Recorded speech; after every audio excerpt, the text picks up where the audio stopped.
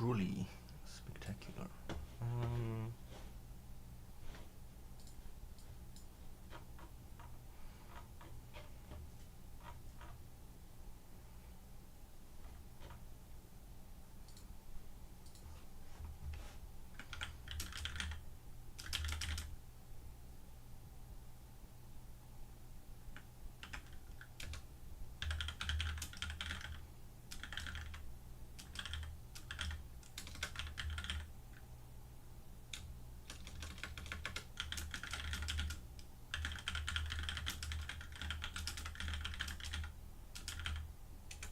Wow. Blur war chat on stream. Yeah, I did some work. No, it's just stays until it's off. Because the whole thing is supposed to be more about the chat anyway, not about what's on the screen. And I added a blur effect to everything on screen, so I don't run the risk of accidentally revealing stuff. And if I want to show something in my browser, I can just activate my browser. Wow, doesn't that just work amazing? Also, I added a thing that's supposed to send a message every 5 minutes to link to, you know, what's the word? The word of things about the electoral pitch thing, right? That's the word. Also music.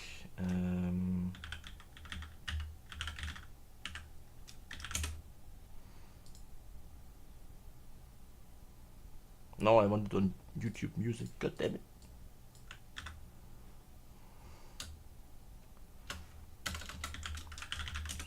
Is everything sounding fine? Is everything looking fine? Oh my god. Also, there's I get a sound when someone writes a message. Interesting. Sounds fine enough. Good. Let's see. This whatever. Just pick some default sounding music tunes. Good. Sounds fine enough. All right. Ooh, maybe that's louder than I thought.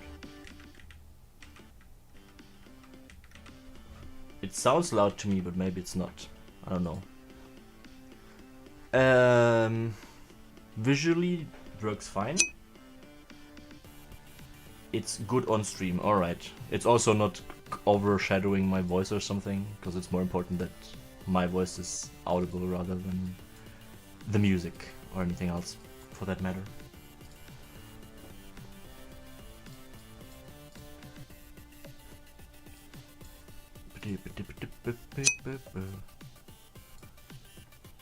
I'm used to considering it. I don't know, you know, people, I don't know, maybe you're stupid. Let's see. Don't need that, don't need that. It sounds very loud to me though, so I'm gonna open the mixer, turn this down by a few notches like this. The message notification is a little loud. Okay. I mean, it's not that important.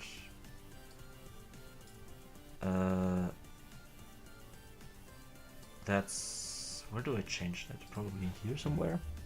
Let's see. It would be in widgets, chatbot, settings. The timer is also not working. Why is the timer not working? You lied to me, bot. How dare you?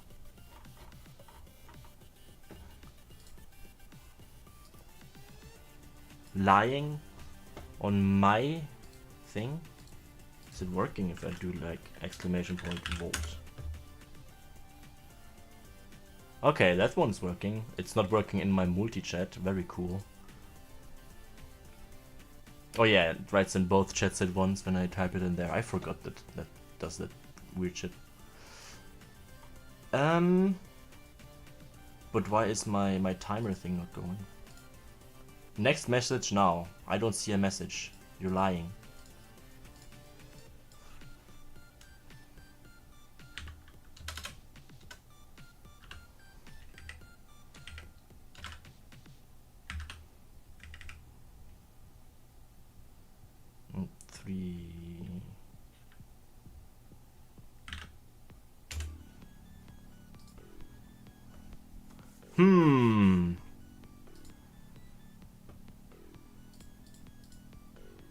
It's fun to mess around a bit. If I write in here, what does it do? Test. Writes in only the Twitch chat, also in the... Okay, that's weird. That's a bit quirky.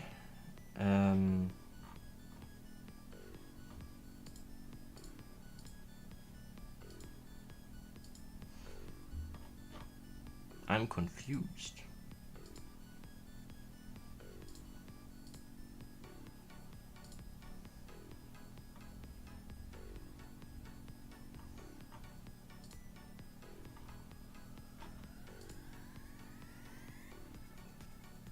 So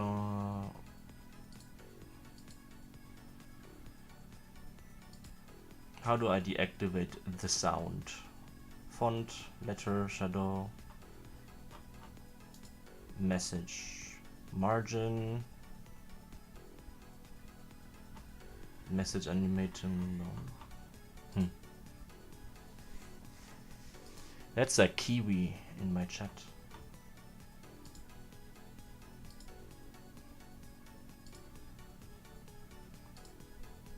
Wait, is that maybe that was a function of... I don't remember what the function was to change the audio. God damn it. Always some tech issues. Would you eat fish sausage? That sounds not the greatest. Not gonna lie. Oh, it's here maybe. Yes. TTS ding volume. Alright. Now it should be less loud. Okay. Okay, this the plugin in OBS does not work at all. So I think I'm just gonna fucking yeet that.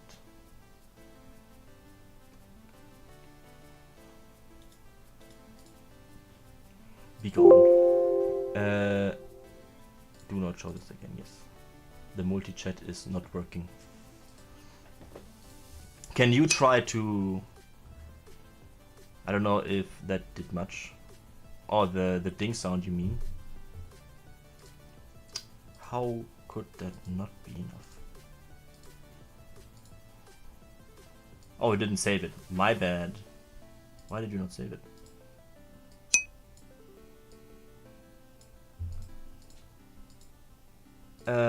To try one of the commands. Actually, does it help?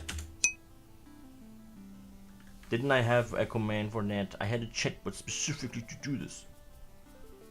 Cringe. Oh no, it was... Oh no, that was supposed to be on the automatic message sender, which somehow doesn't work. Why are you not working? Send this message. The next message is now. You're lying. You're a liar. Case sensitive. Yeah, it's case sensitive. I should... Honestly, I should just use Nightbot.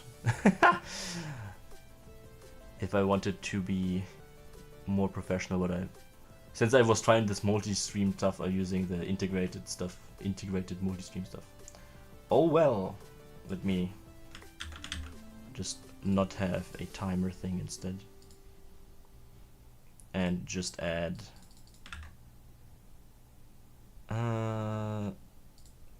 says the word help or info. Let's go with info.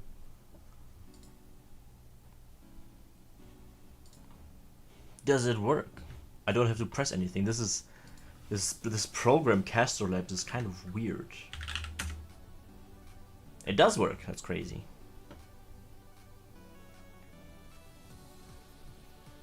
Oh, now it sent the... What? Huh? This is kind of queer. Will you join me in founding Volters for the Keiko Fujimori? What does that mean? Also, hi there, Generalis. How you doing?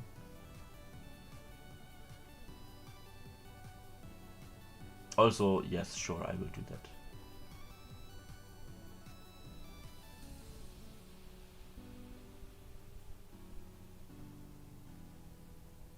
Oh wait, the bot is responding to the own bot message. That's fucking crazy and stupid. I will. This bot is so bad. Alright. Noted. That's kind of wild. Oh well, doesn't really matter. I could make it not show. Actually, that's probably smart. Let me edit the multi-stream layout so that it doesn't do the jank of showing the bot.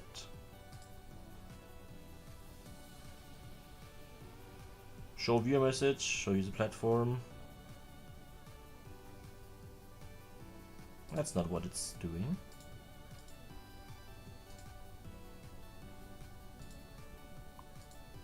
Edit.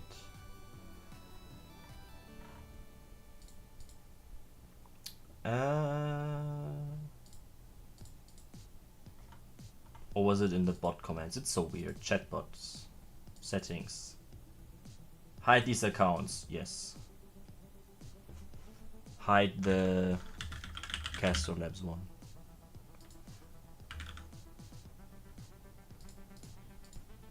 Let's see how well this works. I have no idea. I never used this program.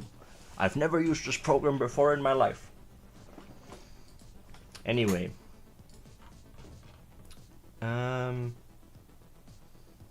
Castable Freak isn't even following you. Yeah, he just spams stuff into my chat. Isn't that crazy? Must be Russian spy or something. Alright, what did I want to do today? I hope mostly just read over stuff from the internal drama, I guess. That's what how you would describe it. Also, let me post it on the Halo as a thing again. Because I can.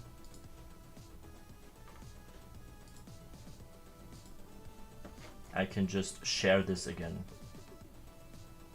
Share. Select target. Where do I select target? Just to myself?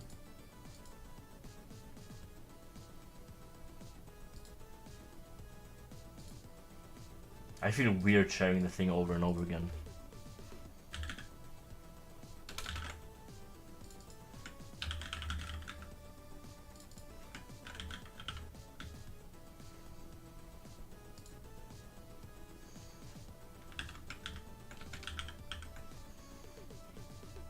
Euro board, the Euro hub. Ba, ba, ba, ba. Europa hub.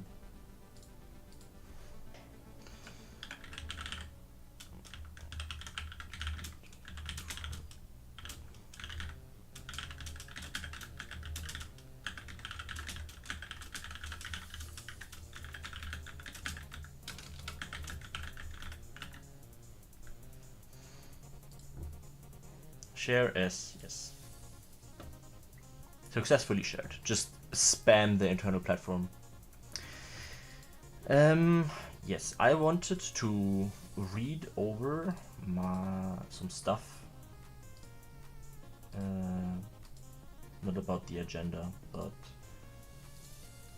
the public stuff that's already public for drama anyway. Where is it? Where is that thing from Tor or whatever he was called?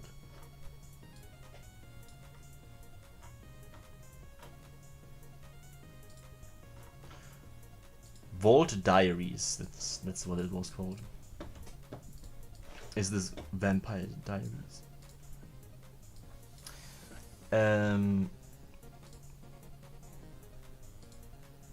Oh, it's the wrong. I forgot that it does that.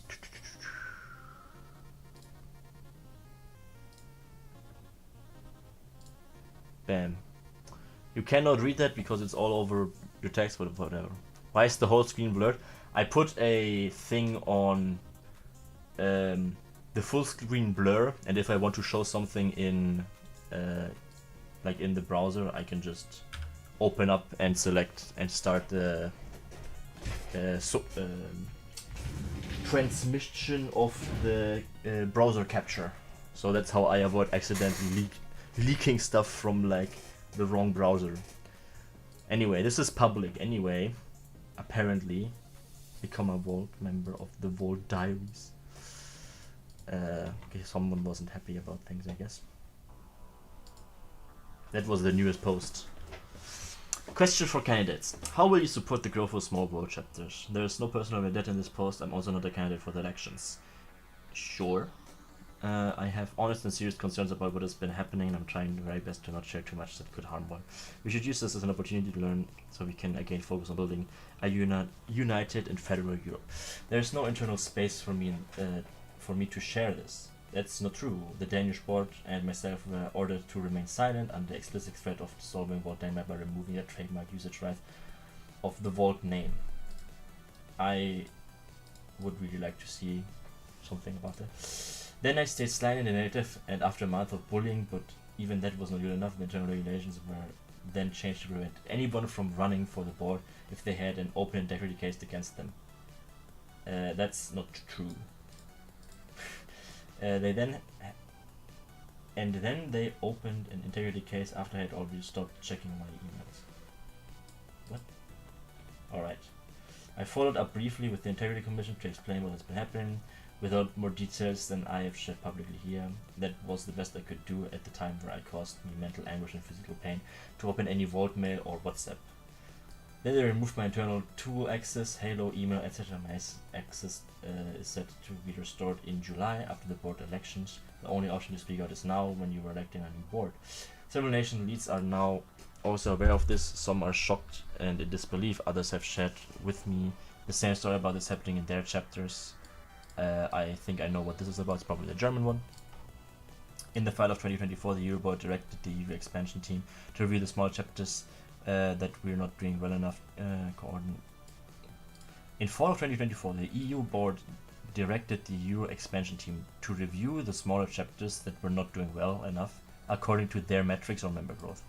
As part of the task, the team was given a wide range of possible sanctions if the national chapter would not cooperate. Cooperate with what? With being asked questions?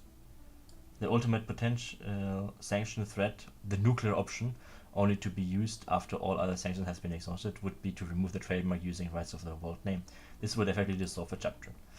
This is at the same time when the Danish board reached out to the EU board to ask for help from a neutral Vault outsider to simply conduct the next General Assembly. Instead, a month-long process started with calls and interviews. We were asked by a team of people to give honest and confidential and raw input about Vault Denmark and specifically about each other. Those findings were not shared with us until after the conclusion had been written and demands given, and even then the findings were only shared briefly. There was no room for counterpoints or rebuttals. The conclusion seemed to be fixed in advance of the interview process. All right. So were the demands. Apparently. Step down from any position you hold immediately. Do not communicate internally or externally on any Vault matters until new Danish board has been put into place. We questioned the process, the demands, and the lack of any way to give feedback. This was met with the very first threat of sanctions ever given through this process, the nuclear option, threatening to revoke the trademark usage right and dissolving the chapter. A EU board member has confirmed to me in person that this was to be considered the last option that should have ever been suggested in any chapter review. They seemed to be in shock and immediately called for their colleagues. Other chapters have also been met with this threat of revoking trademark rights if your first potential sanction when they complained about the outcome of the chapter review process. I would really like to see these things. The pattern was the same. The threats were given in calls, but not in writing. The difference for Jennifer was that the follow-up with a summary of those threats in writing when the email thread between members of the Danish and European Union continued. Several of the people in charge in these interviews went on to become part of the interim board and chapter management. A lot of things have happened since the last post. If you have sent me a message and email, I might not have seen it yet. Please do know that the last post was written only by me. I have not used any names in this blog post, as some people believe. Doing this is both toxic and misogynistic. What? I do not use any names in this blog post, as some people believe doing this is both toxic and misogynistic. Using names is misogynistic? Or am I... What is the sentence meaning exactly? This includes people who ordered these chapter reviews. Huh? It doesn't seem quite arbitrary to describe the actions of leaders in our movement within using their names, when most anyone who reads will know who is being referred to. Generalis, can you chime in what this Tor person is on about? Do they mean Francesca? Or like... It is my hope that you will focus on the content of this post rather than on the details of the forum. I am still a member, I still have my voting token, I'm attending the general election in Bratislava. My concerns are precisely about the entire movement. We are elected and you will pass for the next 3 years. Will lead us during the 2029 EP elections. If it's not the best time to shake decisions, then I don't know when it would be. Maybe like immediately when the things was there. Yeah, I'm also still learning the system. Next poll will not mention World Denmark. Question for Kenneth, how will you support the growth of smaller world chapters?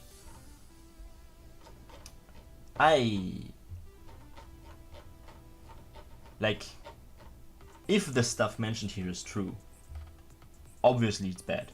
I just don't think that that's actually what transpired. Or, you know, this is one of those questions of communication. What's the thing in the 4 ears or whatever? And I feel like the threat of sanctions was taken as something as like intimidation, instead of just these are the things that are at their disposal and we're just presenting them as neutral, as like information.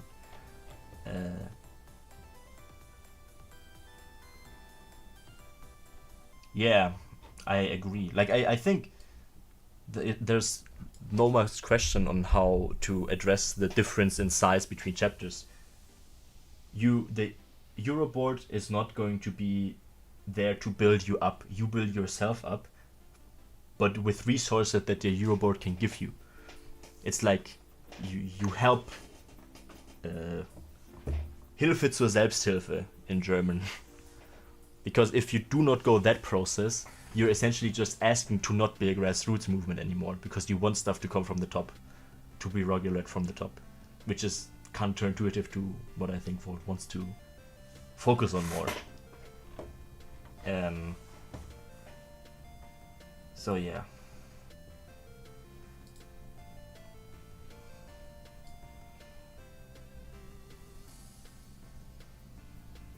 Yeah, this is like the whole story.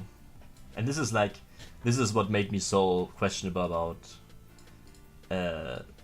this whole thing from the like bad first impression, in the sense that this seems more spectacular than serious, because you might want to hear more about Brussels or Sofia in 2029, or what happened the next couple of years in the Euroboard.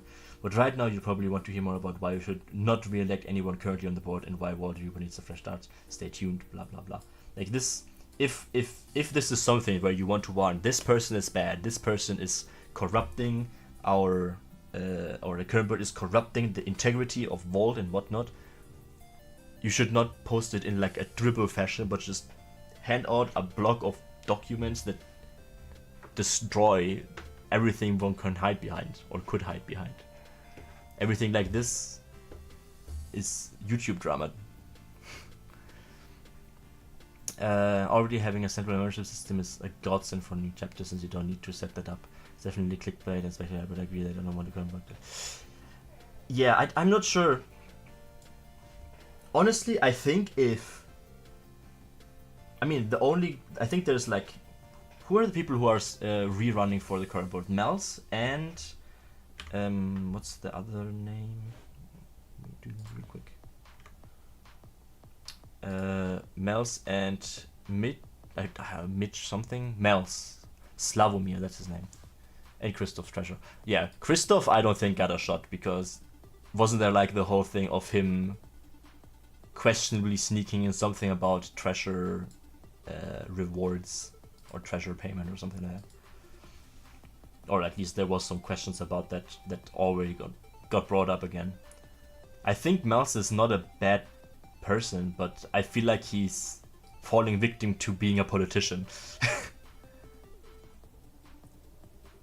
And Slavomir is just a quote-unquote just a non-executive, but he was one of the ones that responded to me, even though a bit late.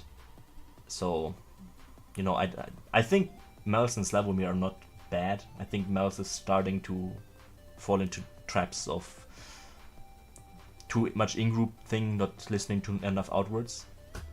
Like, if Melz was running for non-executive, I would really appreciate his knowledge and know-how in the non-executive position, but I also don't think I would want him. This is a private stance, of course. Like, you always have to address this, because when you're running, I'm saying this as a voter, not as a board runner. You support me, Leia.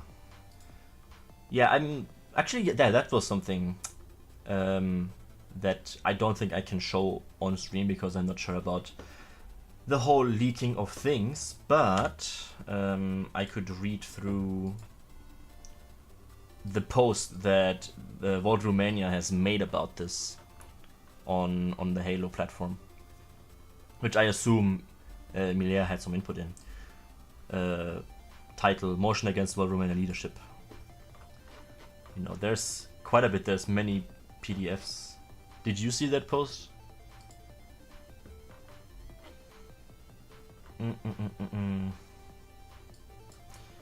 Ori Sastami.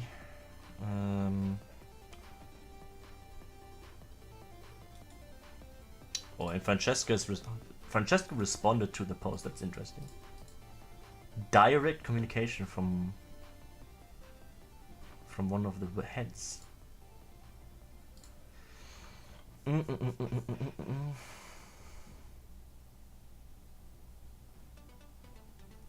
I don't think there's any substance in the Romanian drama. I think so too. Everything that I got sounds a lot like things that didn't go well, or mistakes from being new, being seen as malicious even though they aren't, and could easily be explained. Like, I think malicious intent needs to be the last thing when you can't find another way, which is like usually very hard to hide, because if you dig deep enough, you can get to the reason someone does something. I don't think there's a reason to assume that, oh my god, how could you lie to me like that? I would never have seen. And then it turns out, actually, if you just, you know, asked, he would have basically revealed it to you. So yeah, I'm just gonna sit in silence and read a bunch of this stuff and hope that maybe someone shows up and then can talk more about things.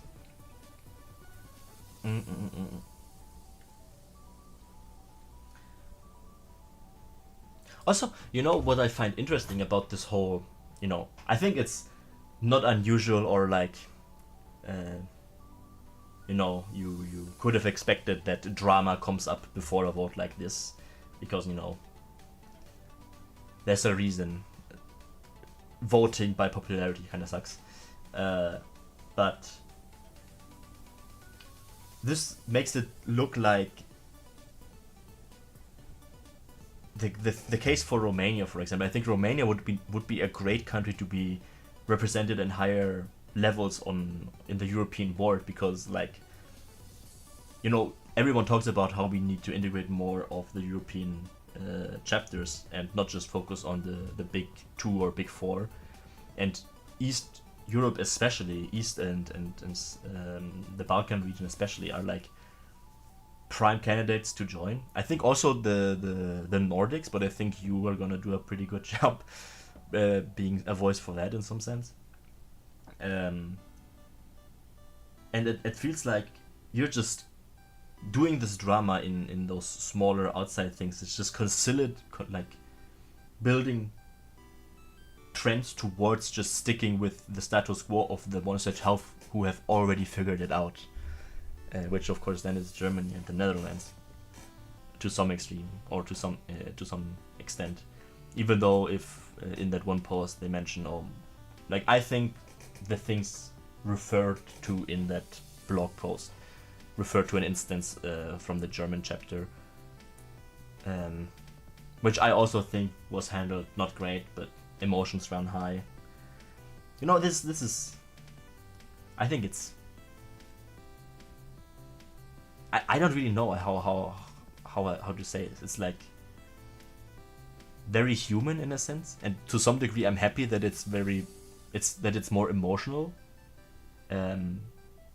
because I feel like emotions can be talked with or reasoned or like discussed with, instead if it's, oh my god, the gridlock of the system that we set ourselves up is gonna force us to not elect a working board or something.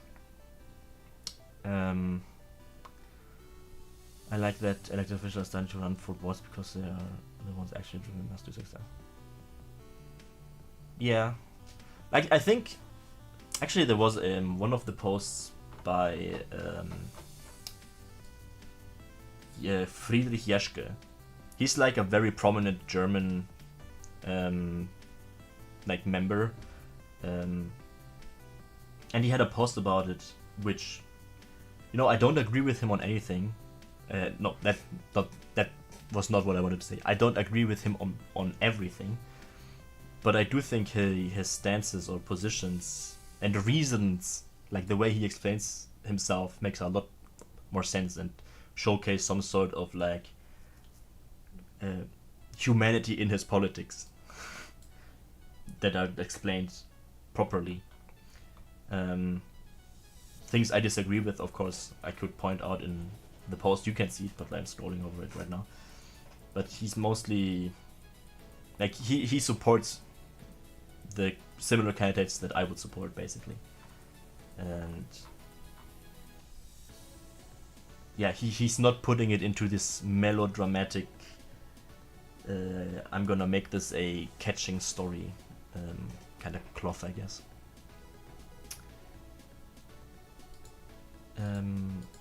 Regardless.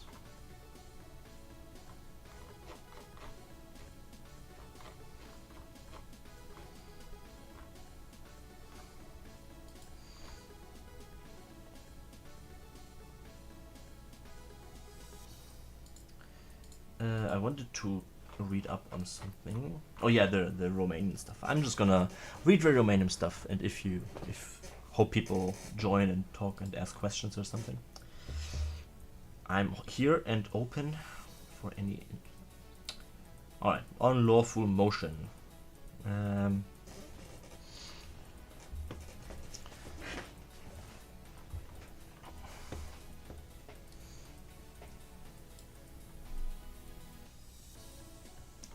How certain are you that it's fine to read this?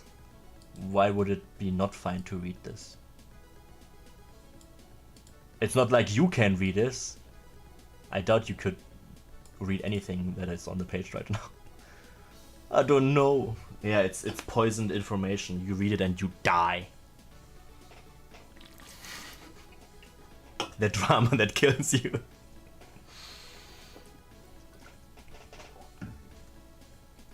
I'm not gonna read it out loud.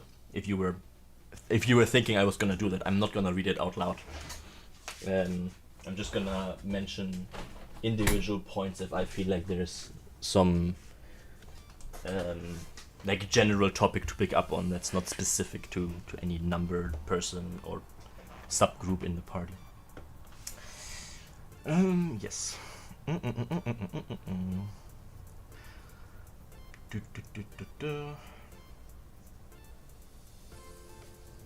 You know, defamation and slander are a weird legal concept to me. Jeschke and Chanuk are my German local political homies. I had a call yesterday with Chanuk. He basically confirmed my first impressions of him pretty much. We agree on a lot of stuff, and I noticed the difference that I picked up immediately as him being older, economic, how do you say, like economic expertise bringer. And I noticed also like the points where I realized, yeah, this is something that I would not say like this because it would go against the certain sentiments. But overall, yeah, he would seems like a pretty good candidate to me.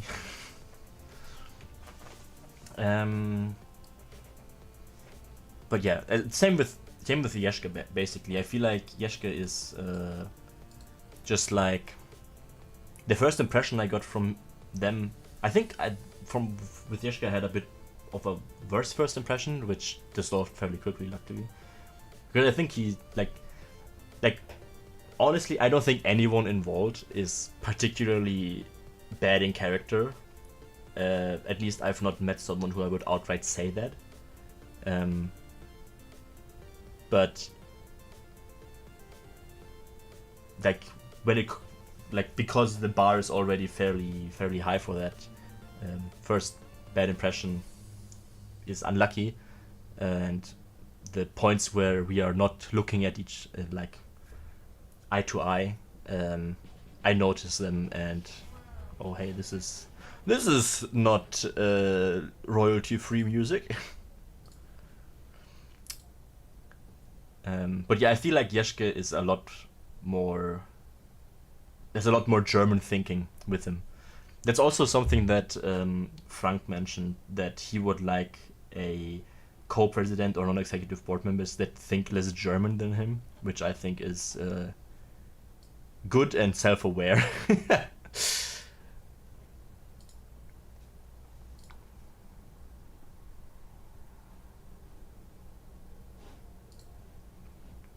Because I do feel like the German, like a lot of German thinking is very rigid, never questions much. Not that they don't question authority. I think that's actually something that Germans just do fairly reasonably, but they don't question the rules and systems in place. Apart from, hey, we decided this, we have to uphold them. Which is good when you wanna have systems running smoothly all the time.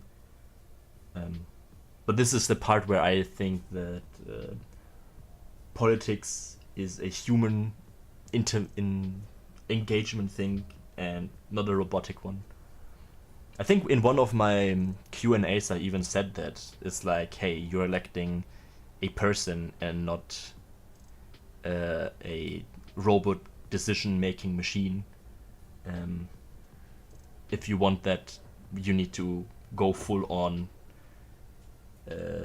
technocratic or like raw direct democracy with a single process of generating somehow the will of the people. But you're electing a person, and the person is to be judged on character as well as stances and principles. But they are not. I think the question was specifically about how you avoid value-laden statement as a board member, and I was like, I don't think we should avoid that. I think our board members are humans and should express that and their positions as humans, which is different than saying, hey, I'm part of the board member and I fucking hate the board decision or something. I think as a board entity, you should be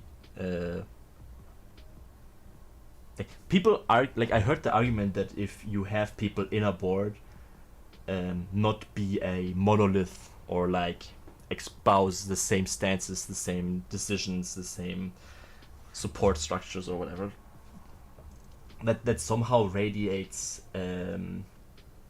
this mistrust or incompetency or stuff is going wrong. What are we worried about? Or like, we have to worry about this, instead of humans not always like never looking eye to eye. On top of that, being an actual representation of diversity of thought, hopefully to a representative degree from the base. The only issue that arises is when you speak critically of each other on the board and essentially just vague post in political environments, which is stoking this conspiracy and theory making instead of being open about this is my personal stance, this is the board stance, I've been outvoted, I'm going to support the democratic decision to vote this, and I'm going to support it the way I think is reasonable. And not that, oh my god, we have to fight each other inside the system right now. Again, and a lot of the speculations disappear if you're just very open and honest about everything. Which, you know, I don't think Volt is not doing that. It's just that they are bad at showcasing their transparency. Because there's actually so much stuff that you can look up, but you have to find it first, because the information distribution structure is kind of not the greatest. And I think that's just normal for a system which is such a patchwork as any like federal system is, or tends to be, if not coordinated well. And you know, those are big questions. I really need to look more into what exactly, which methods to pursue on how to make that better readable. Like, for example, I'm getting in a talking mood. I feel like Mels and the other current board members didn't expect that big of a backlash, because they did talk about the things and about the EUPP. It's just that the people who learned about it are the people who look it up and then are, oh, okay, this was a decision, fine, and not the ones who like are busy doing the internal stuff and don't have time to look into every little link in an email or link to a Halo post to then click on a PDF to read the decision making. And so they were blindsided. Hey, I thought we were open, but I think somehow we have to quantify the difference between openness and actively informing. I think those are different things.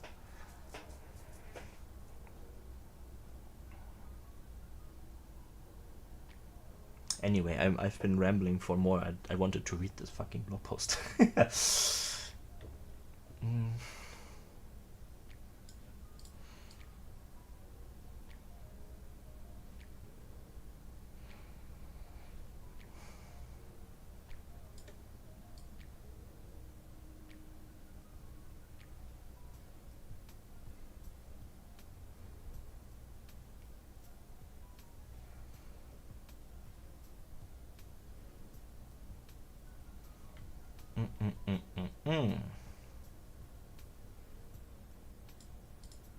What is tortuous? Tortuous interference. English vocabulary.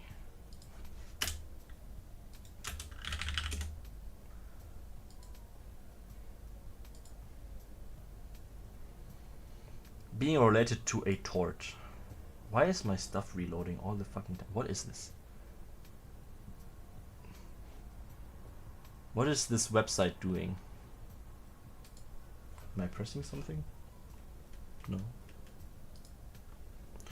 Implying or involving tort. And what is tort? You're not helping me, Merriam-Webster. A wrongful act other than a wrongful act other than a breach of contract for which relief may be obtained in the form of damages or in jurisdiction. So something bad but not contract breaking? Maybe I should look up just German. What is the German version?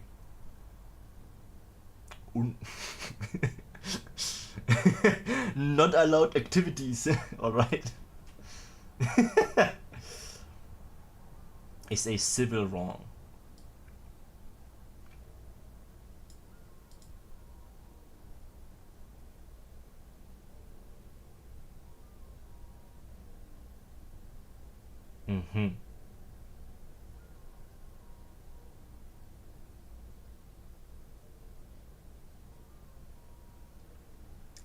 Legalese. Where is the thing? This.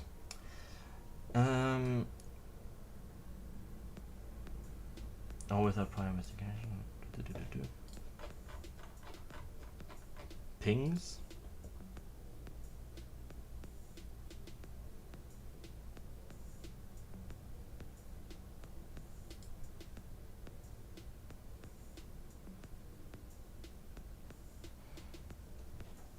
Alright. Fabnip just wrote something on Discord to me. Yes.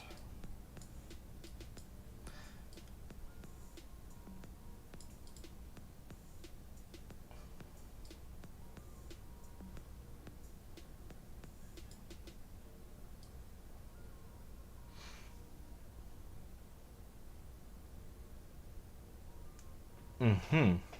Mm-hmm.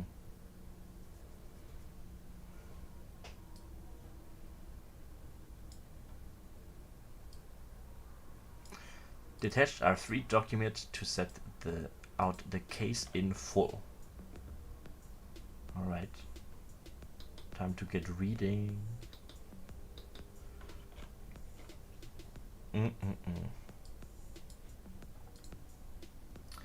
Dude, I hate Halo. Why does it work like that? That's so dumb. Alright. Documents from June 3rd.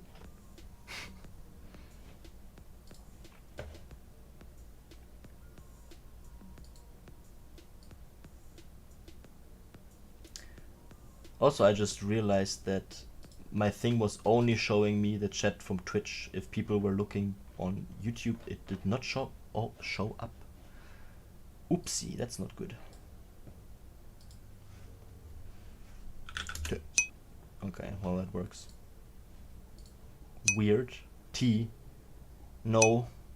Tez. This thing is funky. Alright.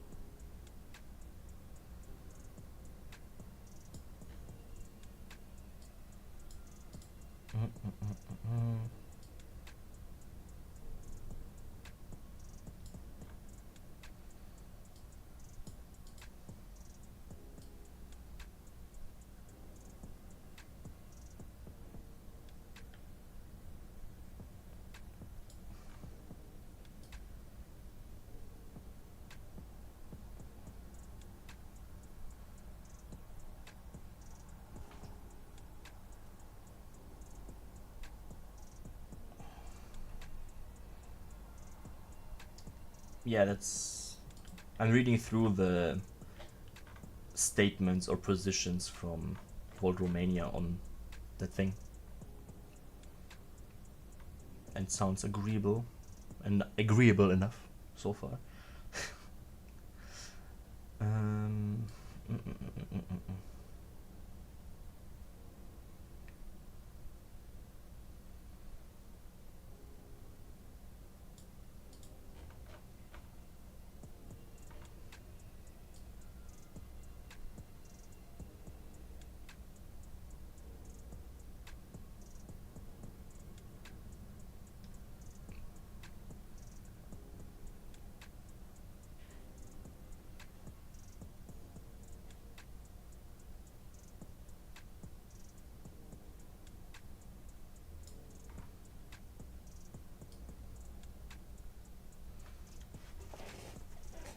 Yeah, exactly.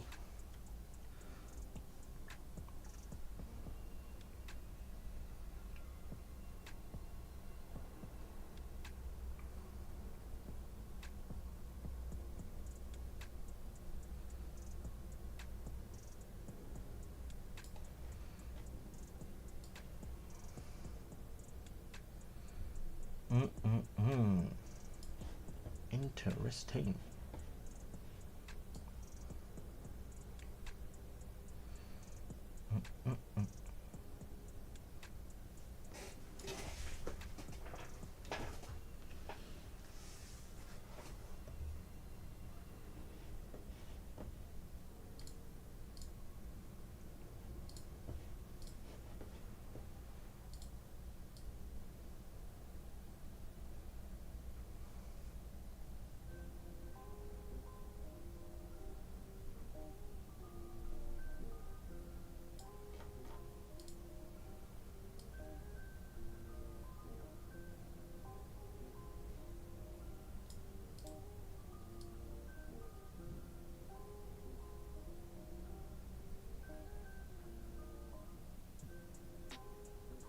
Hmm.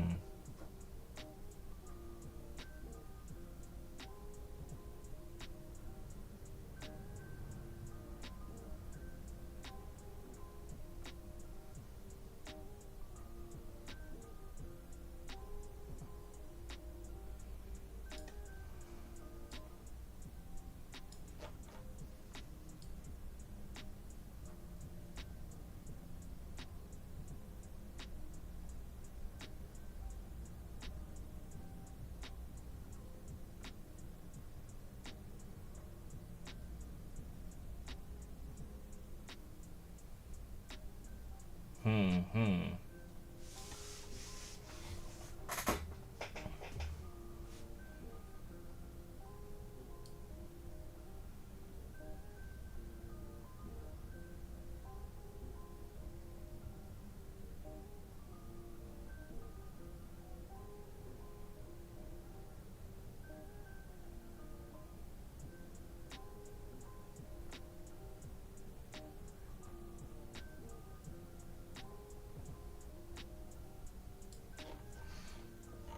Honestly,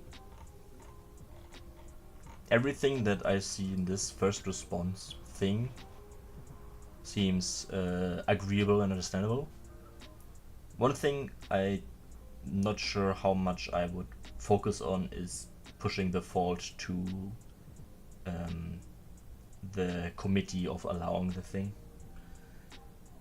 I think you should focus on the fact that the person pushing that through is the individual perpetrator who's misusing the stuff and not the failure of the system.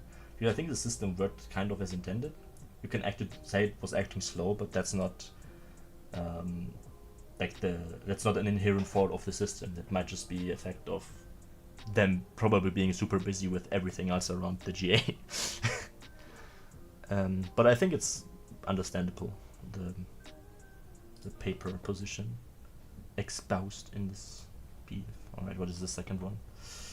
Yes.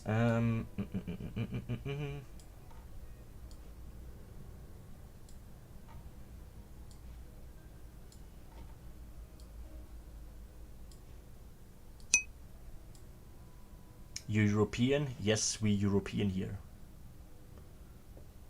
How are you doing? Tucson Tamale Company.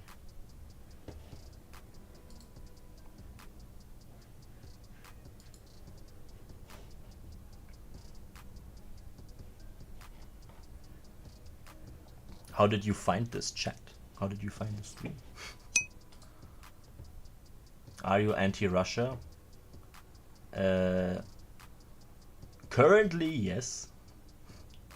I think that's not too surprising.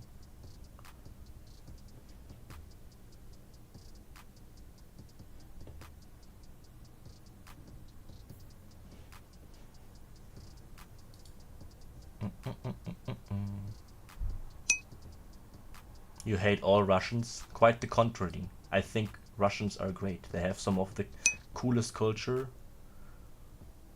on the planet. The only issue is your fucking government mistreating and punishing. Or like, yeah, the government fucking... I think the Russian government hates Russian the most on this world. They do not appreciate them at all. So you're not anti-Russia. I'm anti-Putin. I'm anti Russian oligarchs. The Russian people themselves, I have no issue with.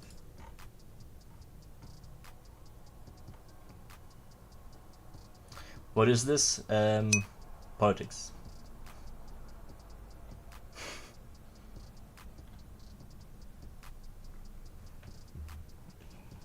You're welcome.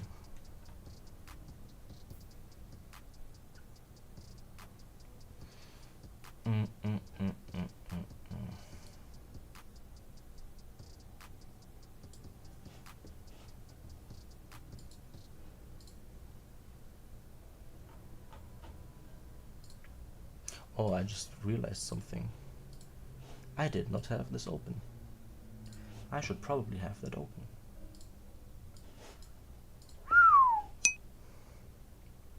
Like beef stew? Fuck yeah.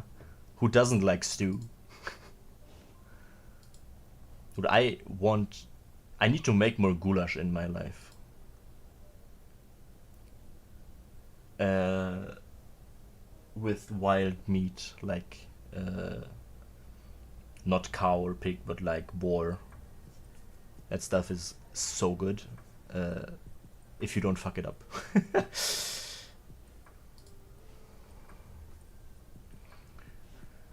I wanted to check something.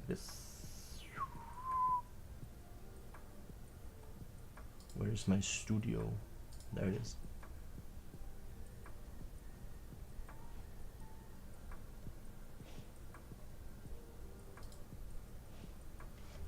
Mm-hmm. Does it work as intended? Yes.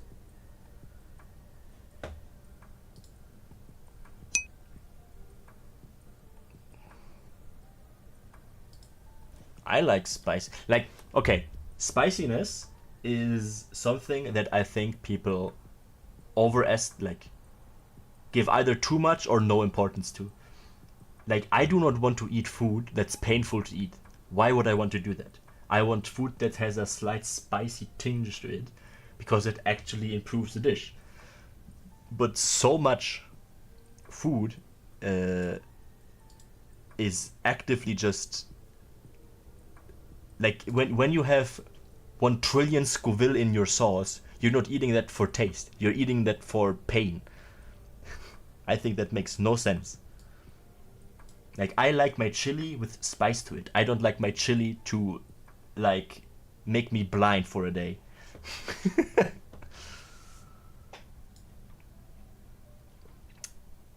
Also, can I not do that? You're eating it for entertainment. If I want to eat for entertainment, I would go with something that's still pleasant and not painful. I would go for, like, here is an individual, like, salmon egg on a buttered leaf boiled by something, I don't know. Instead of, here, drink this Tabasco sauce straight. Like, what's the point, man? What's the reason? Why do you hate yourself? Why are you doing this to yourself? Can I put this in a dock? Custom docks.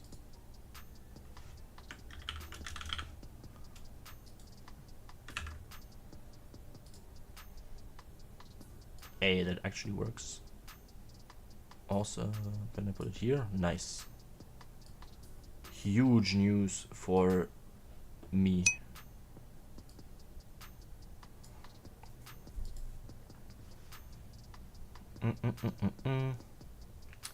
Just for fun? Nah, I don't think unnecessarily high spice levels are entertaining. Sorry. That just does not sound like a good time in my eyes. That sounds like something you do with a friend to see who has to pay the bill. Which is more a, I don't know, competition. I don't know. But yes.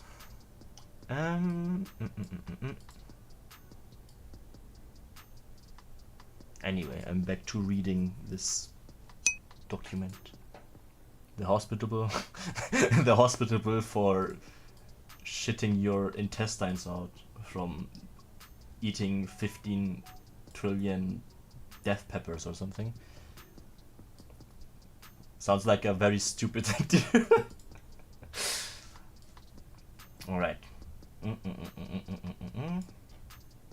Upon...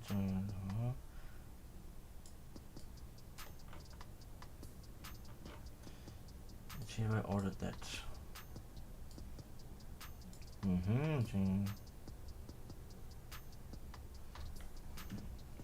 Let's drink water.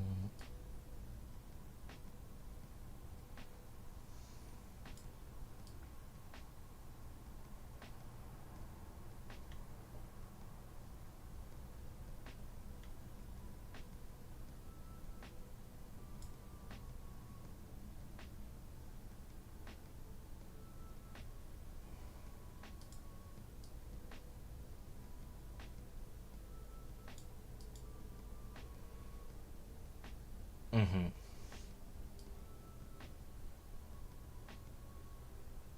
Mm-hmm.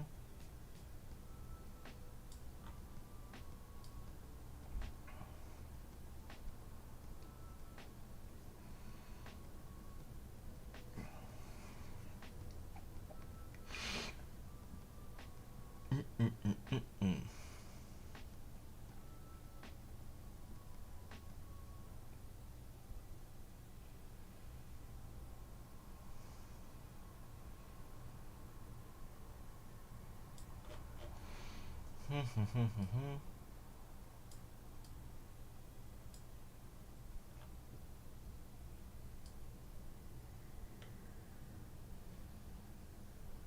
Mm-mm-mm-mm.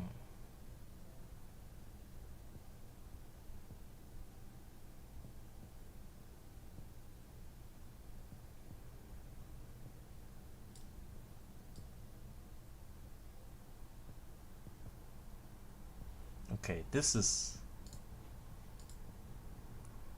formal response. Oh, my back is so bad. Postures, having the right posture is hard. Um,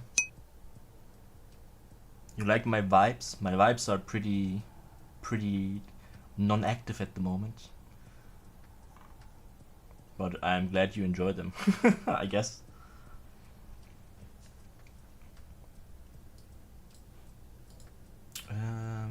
Yes.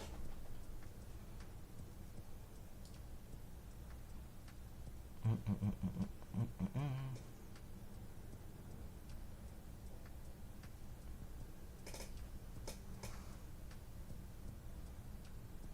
But it is.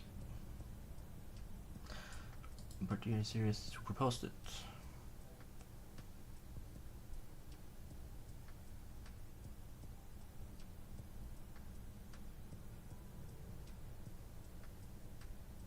Aha, okay. This is interesting information that you probably do not get to know about, but interesting to me.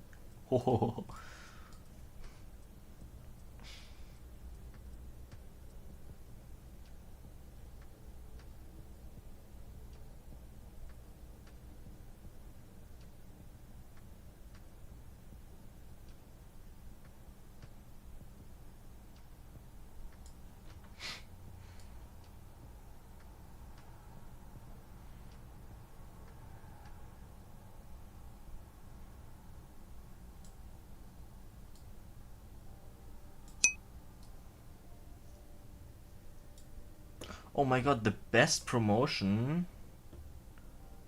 Wow.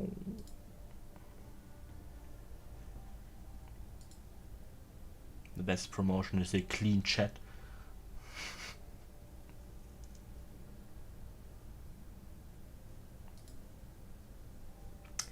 Silly promotion. Mm-mm-mm-mm-mm. Mm-hmm.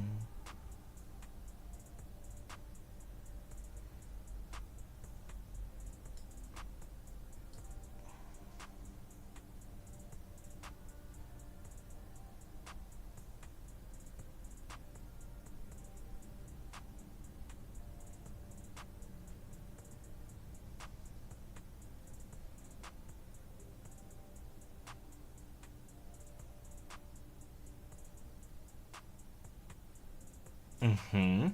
Okay, this is a bigger accusation then.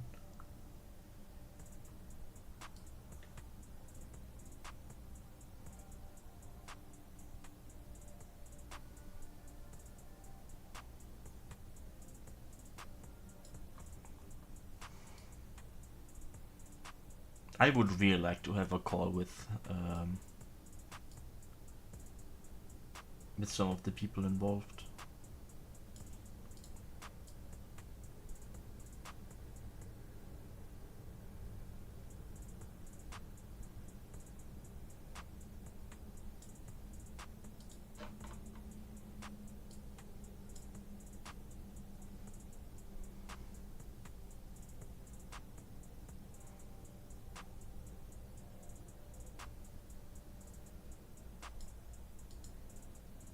Mm-hmm.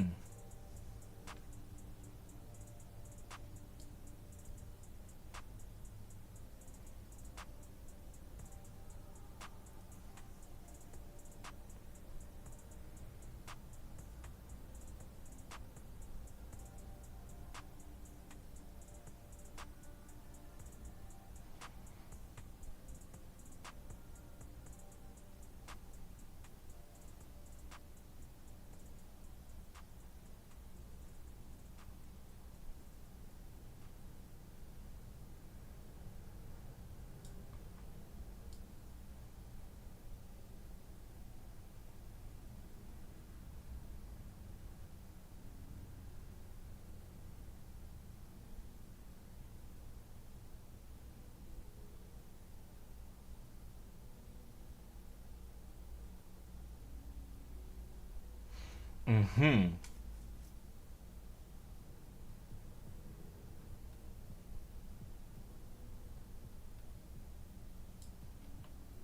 Interesting.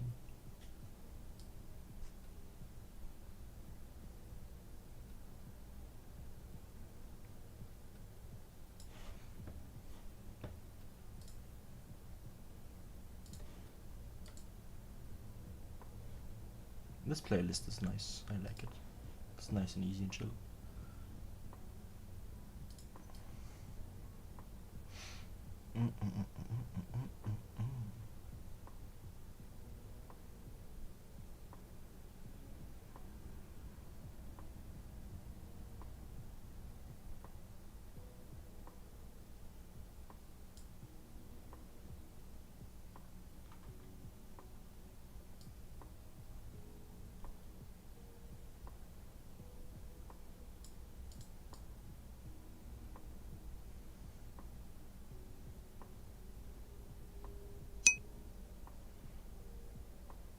The fuck happened to the chat?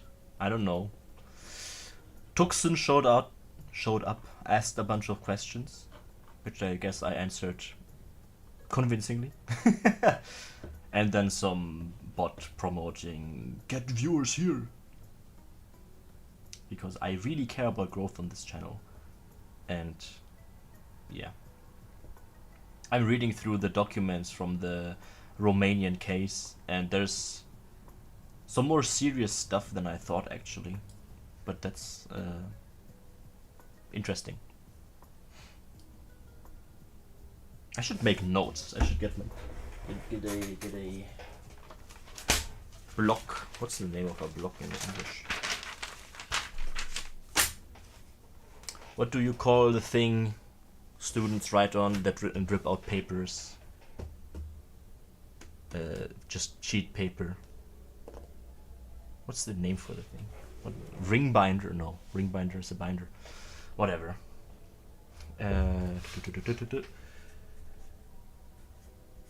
I really want to have a call with the candidate, because there's some stuff in here which is not just saying yo this is not true, but also flipping the knife, so to say.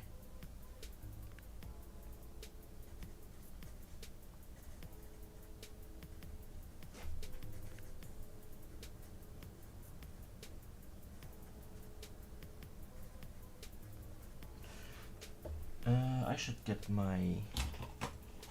I'm just gonna use a knife.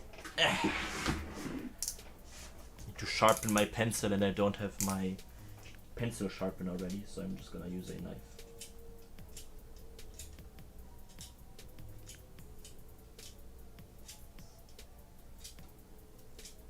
Where is my pencil sharpener anyway?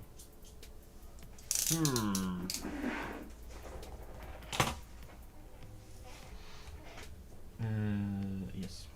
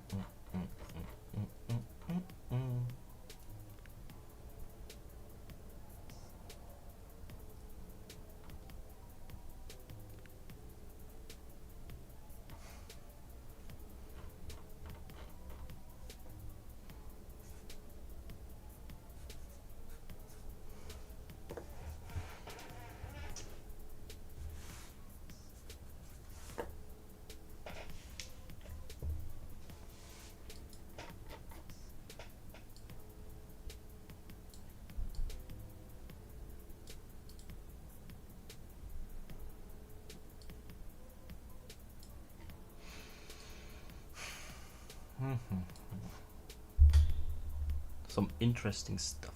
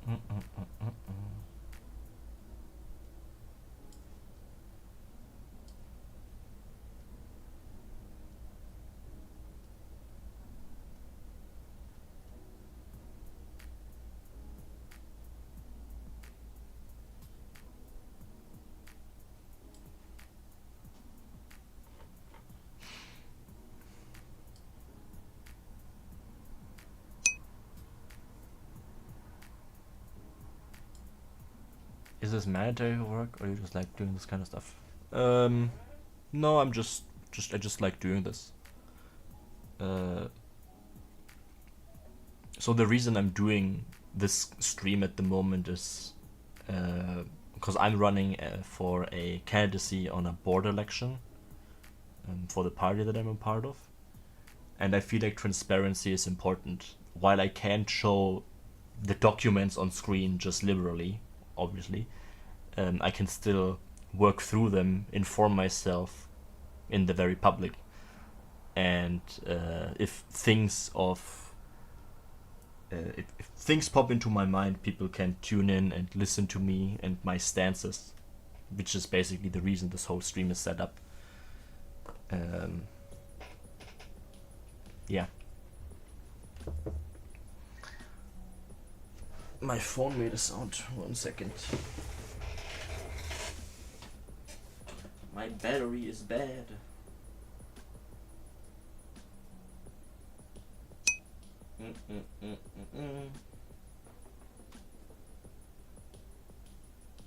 Yes.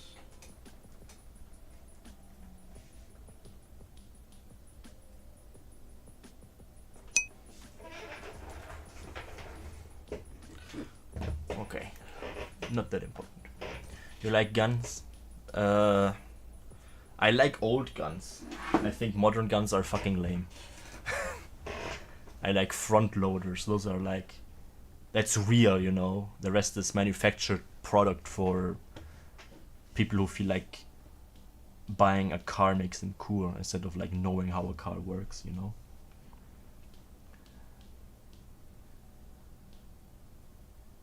Yeah.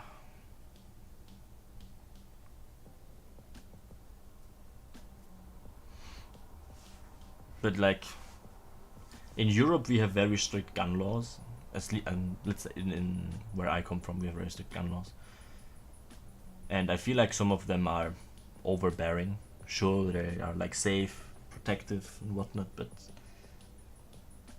yeah, also seem needlessly restrictive in some sense. But you know, it's not a particular hill I feel like I need to die on or like advocate for or anything like this. I do think guns for self-defense make sense in the self-defense sense. Like, you do not need a fully automatic like AK or Kalashnikov or like an assault rifle for self-defense. You need a single like pistol for self-defense, because anything that you can't deter by a normal pistol, you can also not deter with a fully automatic one. So for self-defense, I guess that would be my line.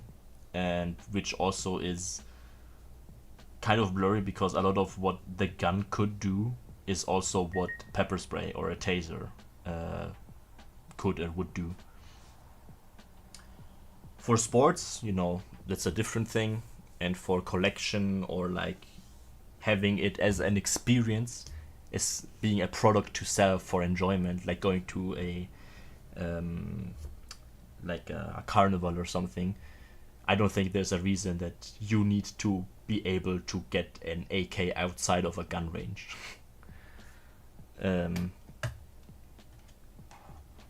Yeah, like the very open gun culture in America or even in Russia, I don't really understand. And I heard a nice theory about that gun culture and the importance of gun culture or acceptance of gun culture is correlated to how much land the people of that country are actually able to take control of as for themselves. Because when the settlers in America expanded, they had to use guns to get the land and like steal it, and also to hold on the parts of land that they make claims on. In Russia, it's similar, where you don't necessarily have this spread of like taking over land, but you still had vast, like huge fields of land that were or that are good for like farming or not. And if the people had to make sure for themselves that they are in ownership of that land, they had to be also the executive power in that area, which is a gun in the most direct sense. If you look at states or nations where the claim to land is a lot more easier handled by just having the authority be able to enforce your right to a certain type of land, you don't have the need to the gun, and therefore the gun culture never grows particularly big. I think that's also a reason. Many reasons, or like I saw an article or something about it, that the tendency in America that younger people are not as pro-gun as older generations could be corrected for by how much likelihood they had to actually own big swaths of land, or how interested they are in that, which just elaborates it further, or like builds on the same idea further. And I think that's very interesting because in Europe, for example, the northern countries like Scandinavia, they also have very big lands with wilderness that someone owns and takes care of, or is theirs in that sense. And the laws for guns are less strict there, where if you look towards the south, where there is not as much land, people live closer together, and the land is more like the slots of land dedicated to people are usually smaller. Gun culture is practically not a thing. I think the exceptions is of course Switzerland, but that's because they are the neutral state, and neutrality is a luxury that you build with not being friends with everyone, but being the enemy or potential enemy of everyone, meaning that you have to like your guns. But yeah. So that's my stance on some of the gun talks, I guess. In Germany, in Germany and Europe in general, it's not that big of a topic because I think most people are more or less okay with the gun laws. Some less so, some not, but it's not a hugely divisive thing. But it's always interesting to listen in and hear or think about such things, the things. Anyway, I went rambling again. I wanted to read and make notes of the things I read.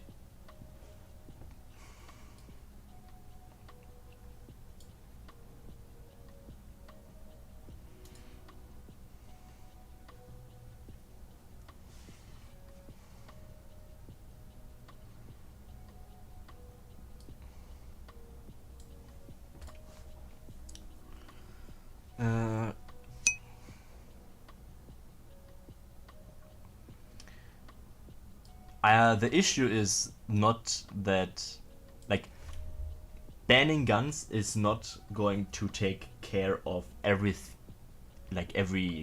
violent crime, or suddenly make everyone who would do something violent not do it anymore.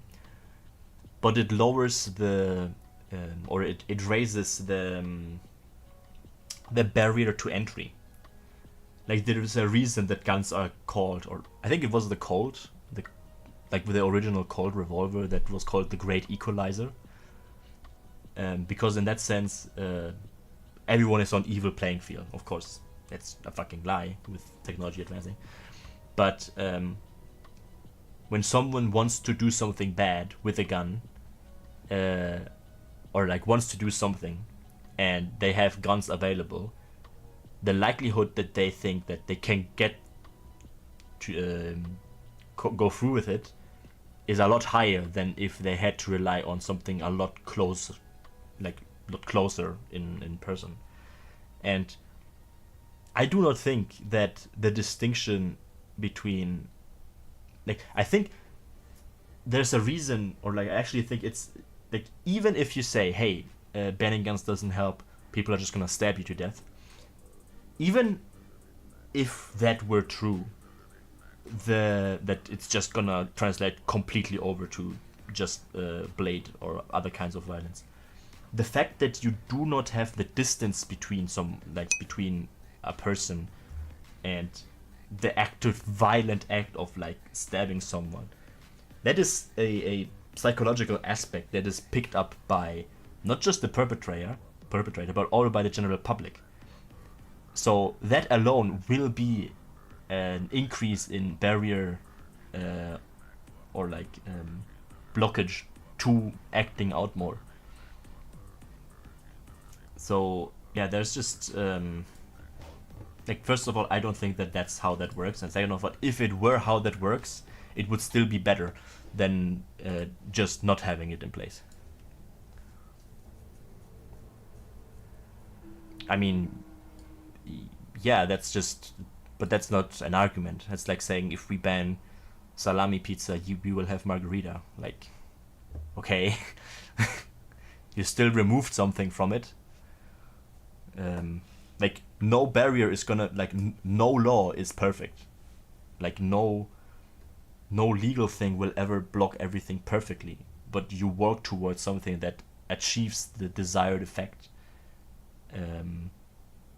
Of course, the question is how to pursue it. For example, I think in New York, they are proposing a legal thing about 3D printers, where 3D printer manufacturers are required to have some scan of, hey, this printer cannot be used to 3D print guns. So there's so many things wrong with it, because first of all, it's just saying, hey, this product that you bought for is going to actually kind of spy on you, because like, if to analyze if you're printing a gun, it needs to find out what you're doing with the printer and what you're printing and how you're putting it together, which is literally just spying on your activity with your printer. So it's a spyware. A second thing, no software or even review can identify what a gun part is and what isn't, especially if you want to use AI slop on it. They're going to make tons of mistakes and let through actual gun parts more often than not, would be my assumption. And thirdly, it would not address the issue, because you already don't print full guns on a printer. If you want to have people reference to the Luigi Mangione case of the 3D printed gun, there was never a fully 3D printed gun that killed anyone. All of the stuff was like, hey, I'm gonna 3D print parts and then buy the gun as like the things that are the gun online somewhere and just put them together.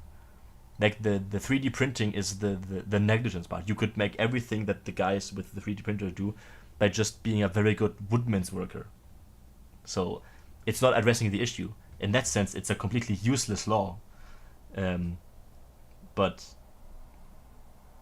that's a very specific thing. And that would be an example of how you want to achieve something but never actually think through of is it actually addressing the issue. The issue being people getting like unregistered firearms, or something that could act as a great equalizer, quote unquote. So like that would be a dead end by default in my eyes, at least. They banned drugs, and now people do drugs even more. You mean homemade guns? Yeah, basically homemade guns. Like 3D printing sounds scary to people who have no idea how 3D printing works when it comes about guns and illegal machinery or whatever. Or like people who don't know anything about drugs thinking that DYI HRT is like, oh my god, they're having their own meth lab and injecting themselves with stuff. That's just not how that works. It's a lot more similar to what I explained with the gun. You still have to buy the stuff somewhere from some professional, someone who has a license for it. You just get it. And then you have like the syringes yourself, and you clean, and you have to disinfect the stuff. That's the actual DIY part. But yeah. Also, the drug ban, I do not think that's true. I'm pretty sure. I mean, I'm against the criminalization of drugs. There's clearly an incentive to ban the selling and profiting of drugs, especially if they're particularly bad for society and health. But I'm pretty sure your statement of people do more drugs now is not true. I mean, do you know how much coke and meth and all sorts of stuff was just normal medicine back in the day? It's crazy. And also kind of funny.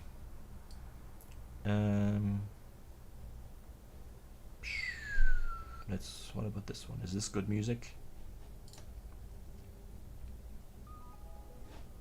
Yeah, sounds. Let's see how this goes. Maybe it's good enough.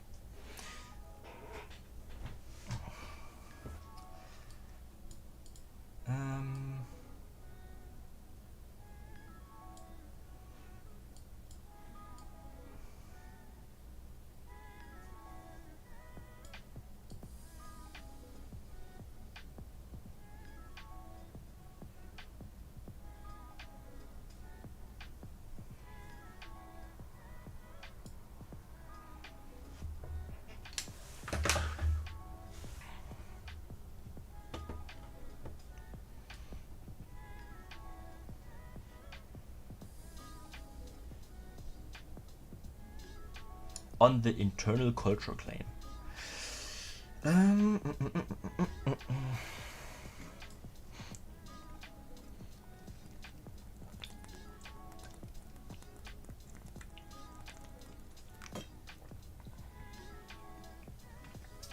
The more I read through this, the more I appreciate what's her name?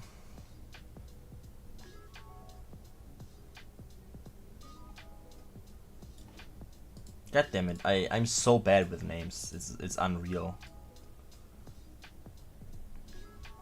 Michaela. No, Michaela? Whatever. Romanian candidate. I'm bad.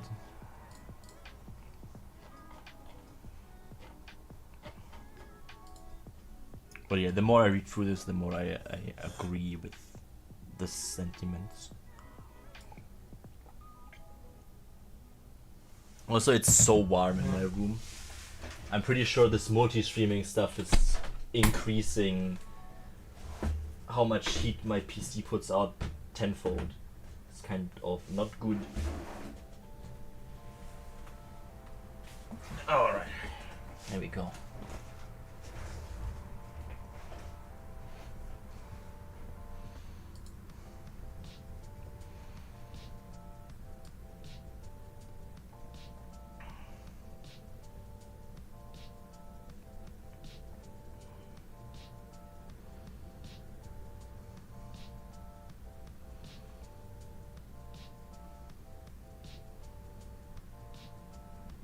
Okay, fair enough, but no. absence of evidence is not evidence of absence.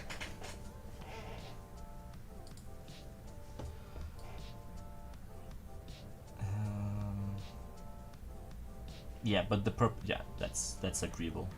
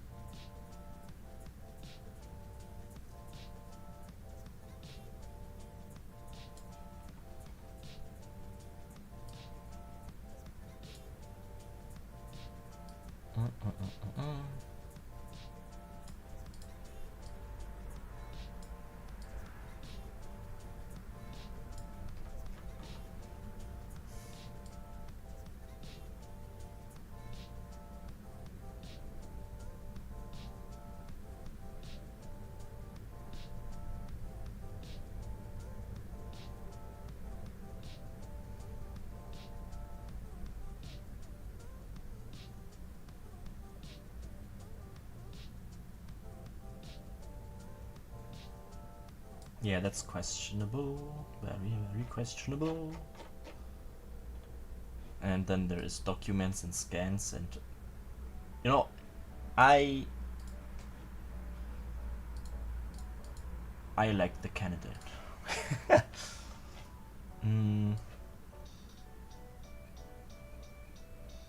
And yeah, I wanted to read this statement made by the Euroboard, because I did not see that there was one made.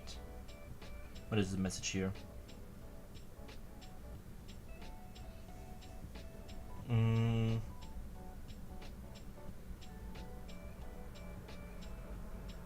Yes, the workshop is live. It's very cool.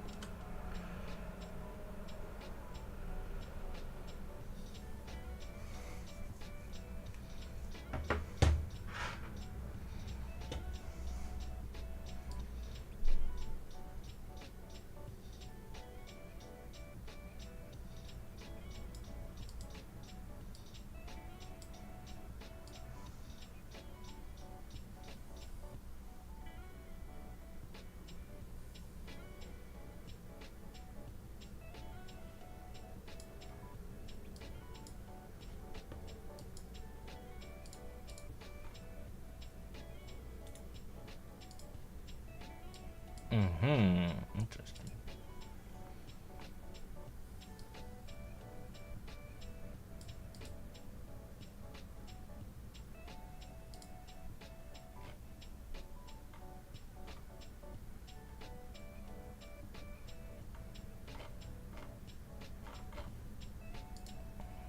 Let's read through this thing.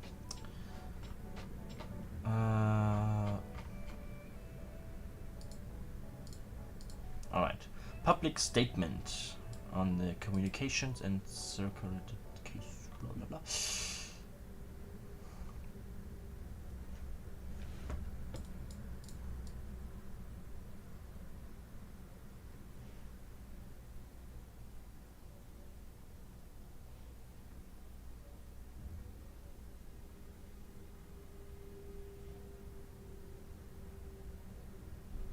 Yes.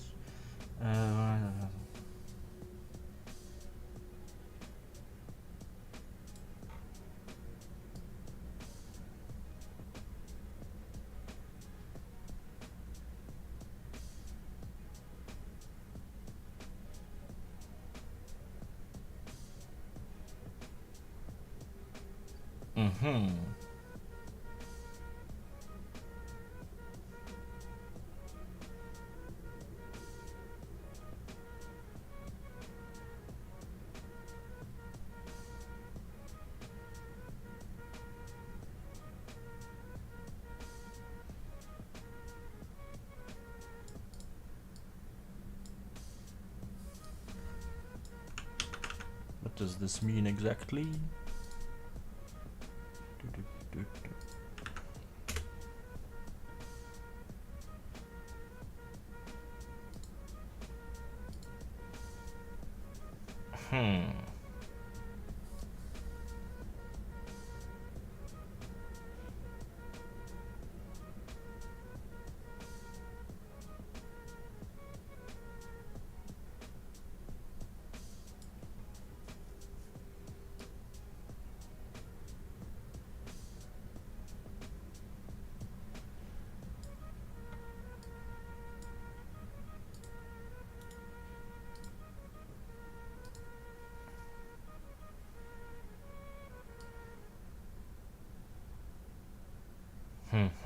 More papers.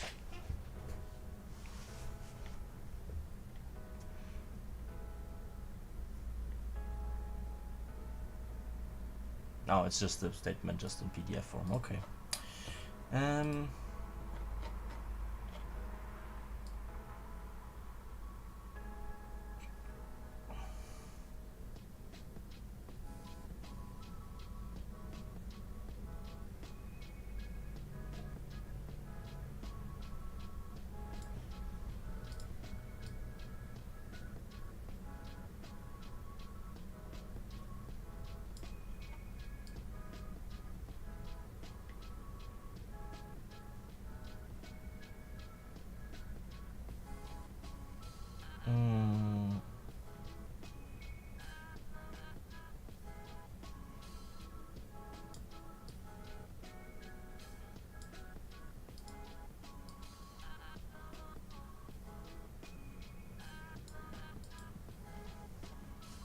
That's an interesting comment.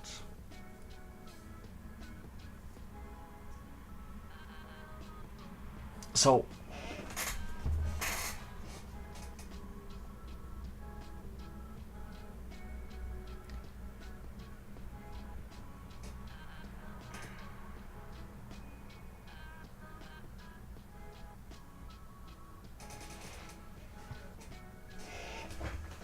interesting. Something to think about. Putting that down as a point.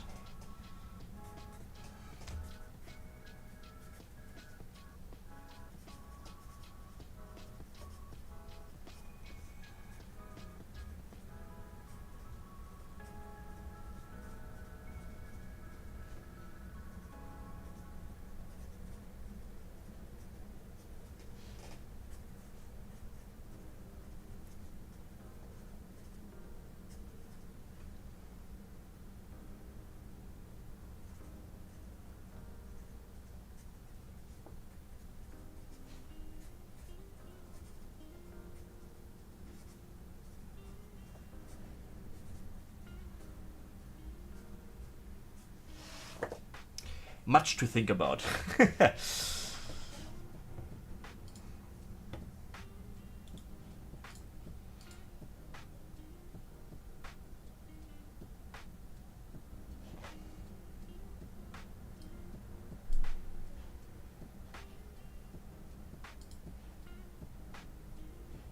Yes.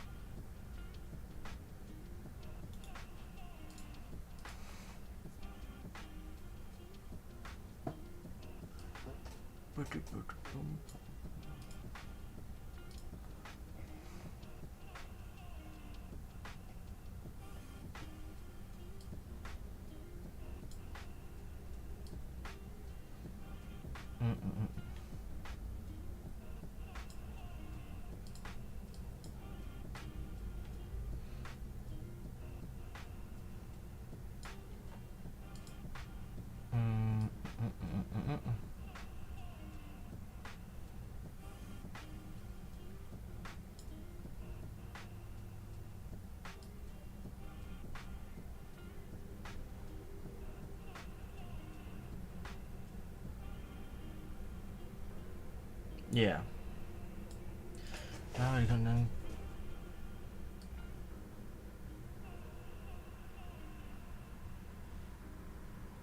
This is completely fair. This is any case in Germany, for example, the punishment.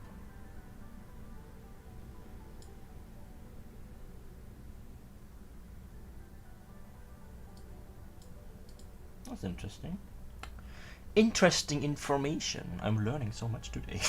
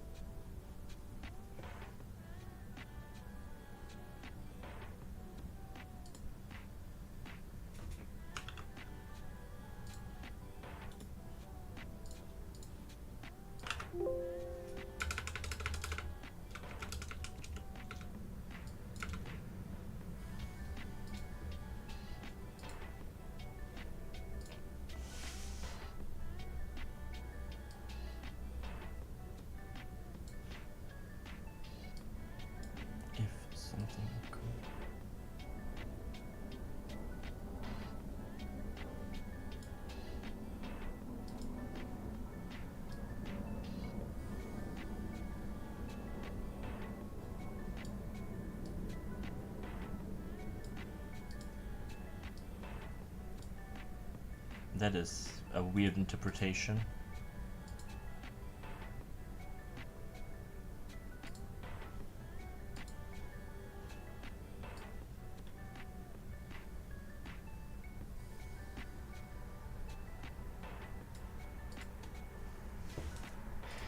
Quirky. Hmm.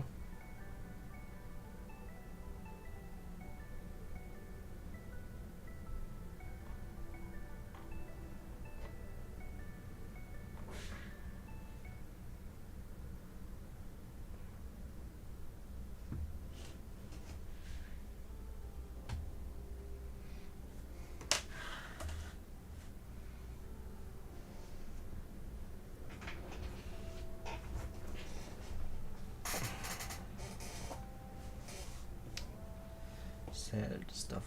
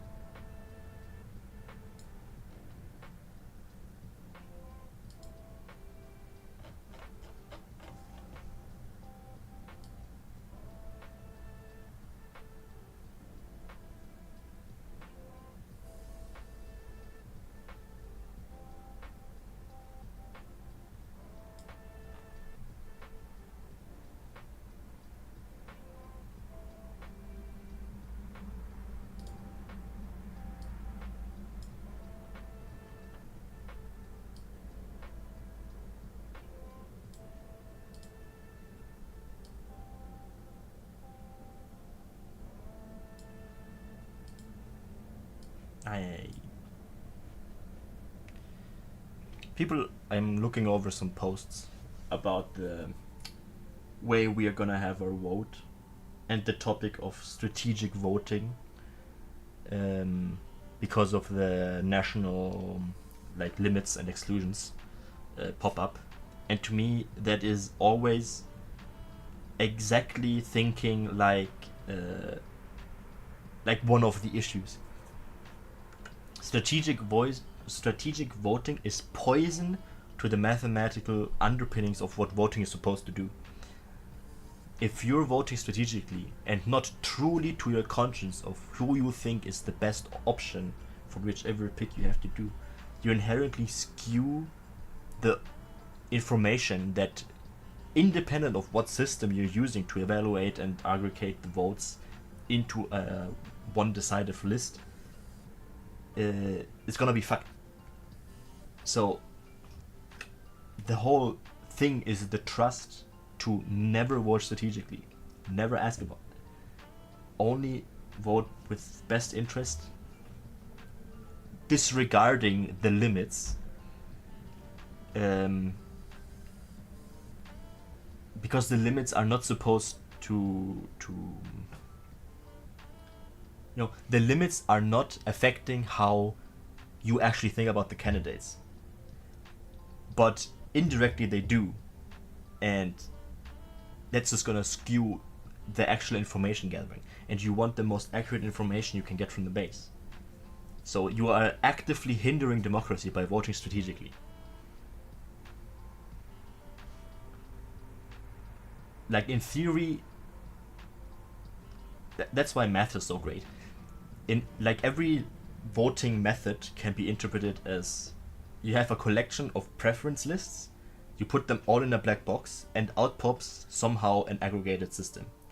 If you never know what exactly this box contains and what the algorithm is to decide who gets how that list turns out in the end,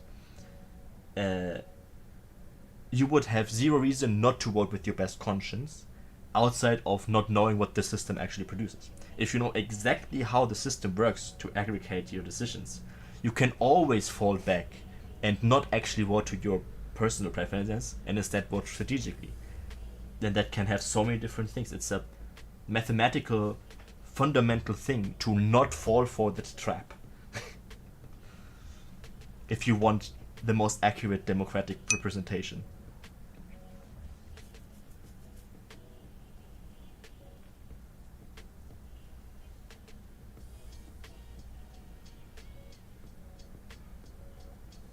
You know that I think you're touching on a different thing here.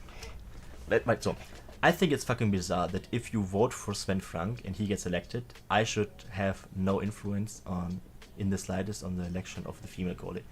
What do you mean exactly by that?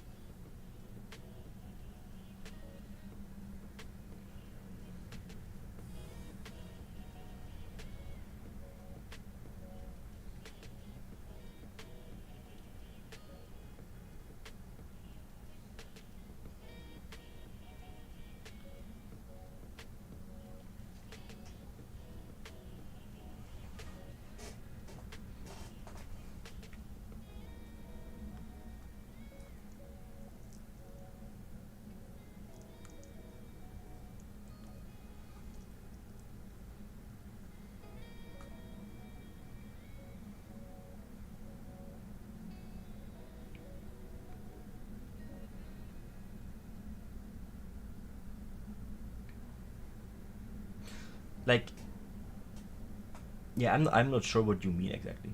Like, your ballot, okay, in our board election, you rank all the lead candidates, and if your vote successfully elects one of the leads, it won't count for the other lead.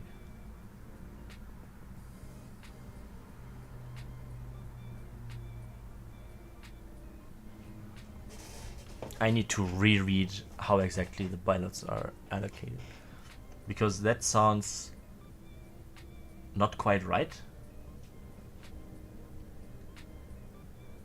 Because, for example, the sheer fact that if you put a candidate as a second option, and that candidate gets into a tiebreaker or collection or like allocating things, that vote on the second option is considered. So it's not it's not completely independent or like completely how do you say, lost vote or something like that. I mean, single transferable vote is doing that, but it's not completely lost. I don't think that's a fair representation. Like, at least how I understand it, the single transferable vote. Even if you got your first pick, your second, third, and fourth are not completely useless.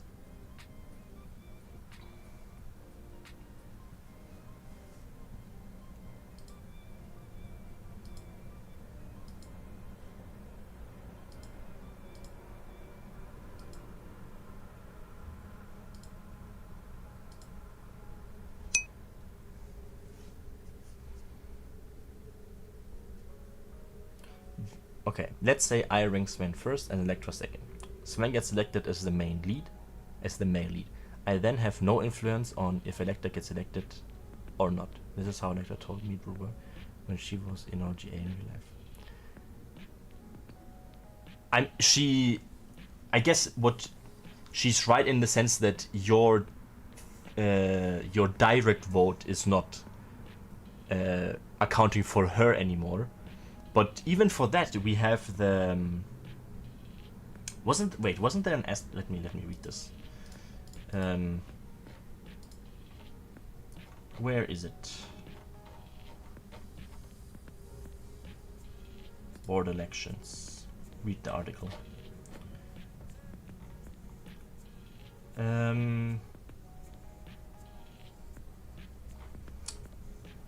Yeah, so weighted inclusive Gregory transfer. Instead of moving physical ballots, we move the value of the ballots. Inclusive, when a candidate is elected, all ballots in their parcel, those received at the start and those transferred to them later, are used to calculate the surplus transfer.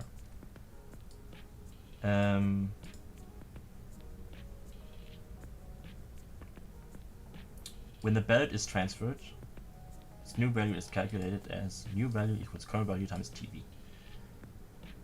A ballot can no longer be transferred because all candidates that are listed on it have already been either elected or eliminated. So yeah, like I would understand this that the ballot can no longer be transferred only because your candidate is not winning or because he's elected. But if your ballot makes them win or not win, it's still counted. And like the candidacy with the highest total votes in the current round is winning, of course. And the candidate who had more first votes of the start of round 1 gets win. Like that is also something where your second and third options are still a thing. Like I'm not sure. Maybe I really need to look more into this. Maybe I understood it wrong. The minimum number of votes required for a candidate to be elected is the group quota. Smallest number that ensures only the required number of winners can achieve it. Q, total valid votes divided by seats plus 1. So we have 3 seats open, there were 100 votes, 25 votes would be needed. The amount of which by a candidate's current tally exceeds the group quota is the surplus. Exactly. So current tally for a candidate minus Q.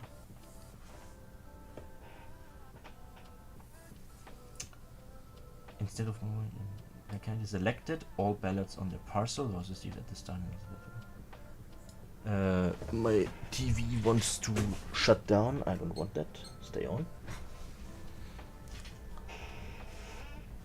The multiplier applied to ballots moving from an elected surplus over total value of candidate's ballot.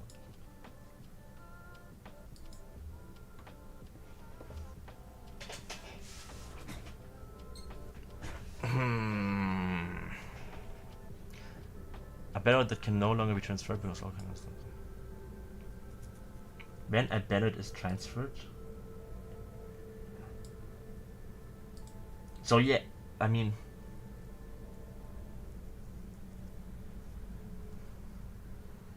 I'm not sure I get it. Like.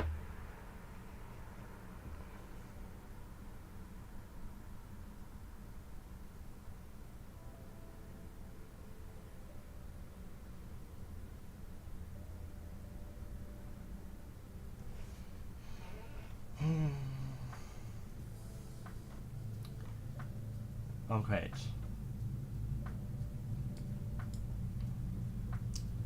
Simple ranking. A voter ranks candidates in order of preferences. They are not required to rank all candidates. An unranked candidate implies no rather than abstention. After that, first determine the 2 co-presidents.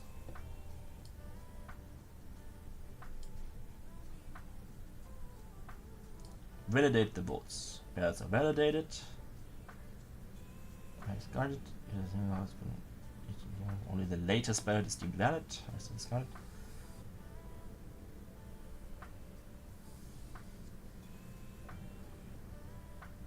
Yes, abstentions and will not be used in the group quota. Calculate the group quota. Assign initial weights.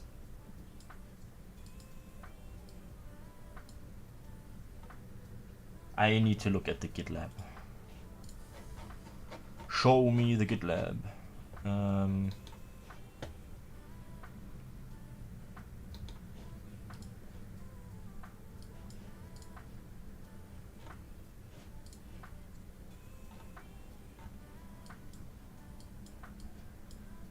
you rank them however you want.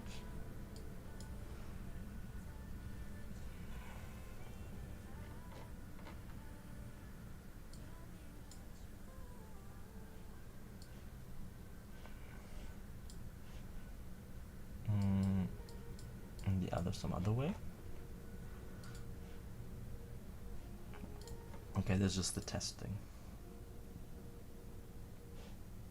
Yes, log in with the thing. Examples.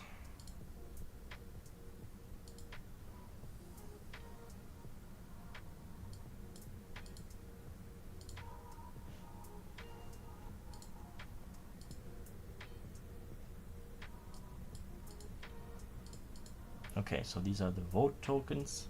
1, 2, 3, 4. These two get voted. Chris. All right.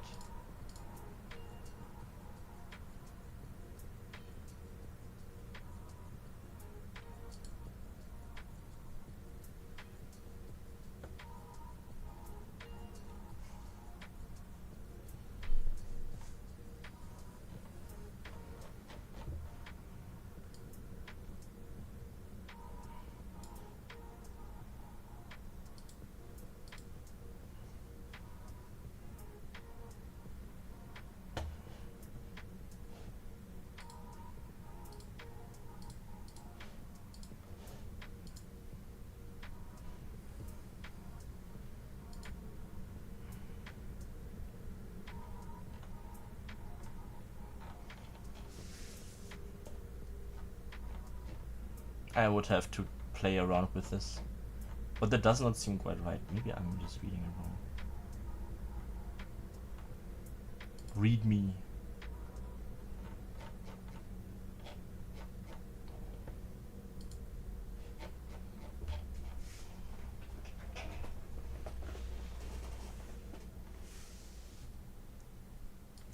You know, let's look at Wikipedia's entry for Gregory fractional transfer. Can you have a Wikipedia?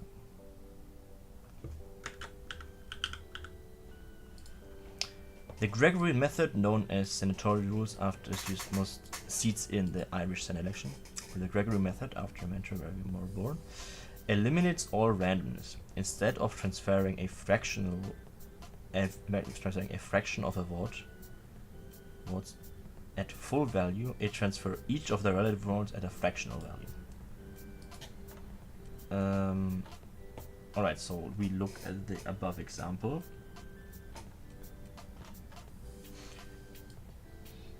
Okay, 2 seats need to be filled by candidates A, B, C, D.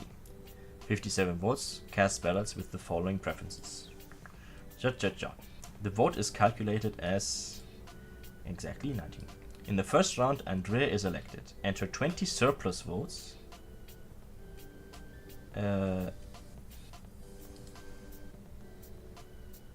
Oh yeah, wait. Exactly, so it's 23.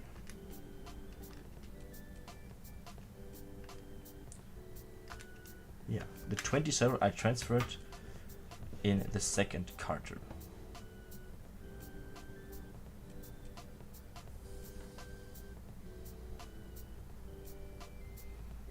The candidates with the fewest votes is excluded.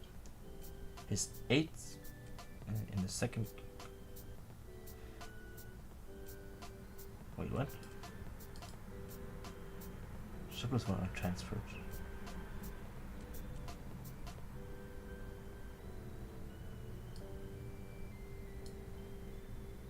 Oh yeah, Carter, the candidate with the fewest votes, is excluded. Aha. His 8th vote.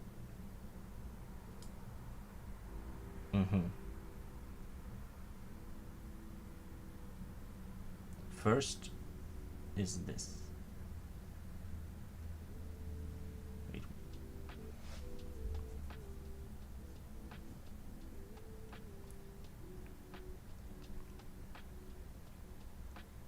I see. 19, because that's the quota and she doesn't need more, so the rest gets transferred. The transfers reach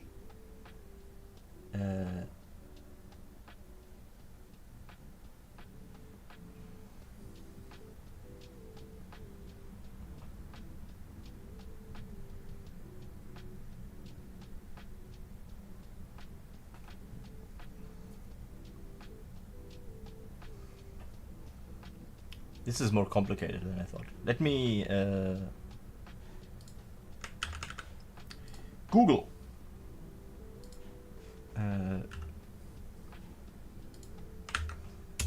Here we go. Show you the Chrome extension. The text in widescreen is a bit annoying, but you will have to live with that because I'm too lazy to change it. Make it bigger, please. There we go. So, the Gregory method. So this is the example. You have these are the votes, and no other, like technically speaking there could be a fourth, but no one voted that way. So in the first round, so this many people put Andrea at the first spot, and 19 is the thing, the quota. So the overhang is transferred, and it's transferred this way. That 12 people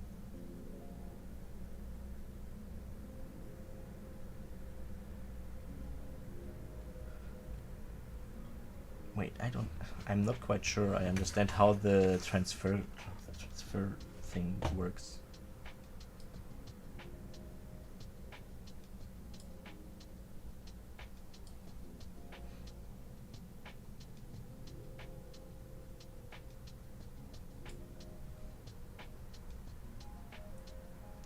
And 8.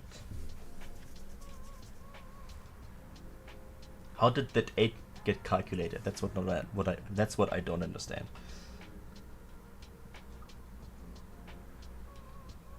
Andrea elected. 19 is the quota, so you just always give them that.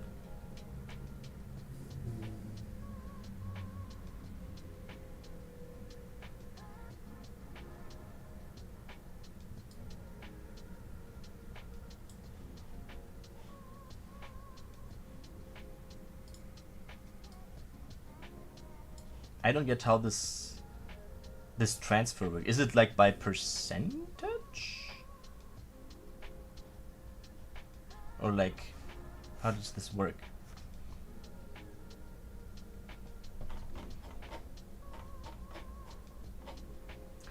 To minimize wasted votes, surplus votes are transferred to other candidates if possible. The number of surplus votes is known, but none of the various allocated measures is universally preferred. Alternatives exist for deciding which votes.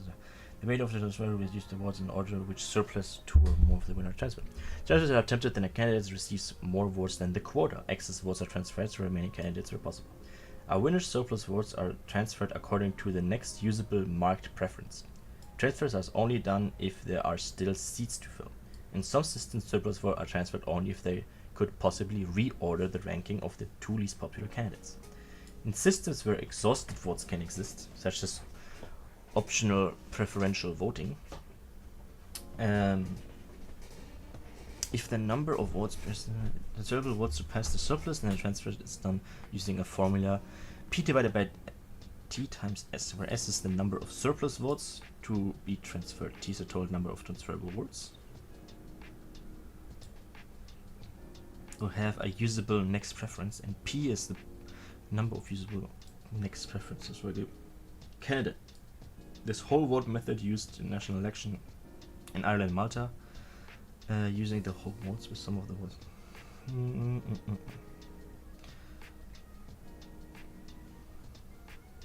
Lower preference piggybacked on balance may not prefer.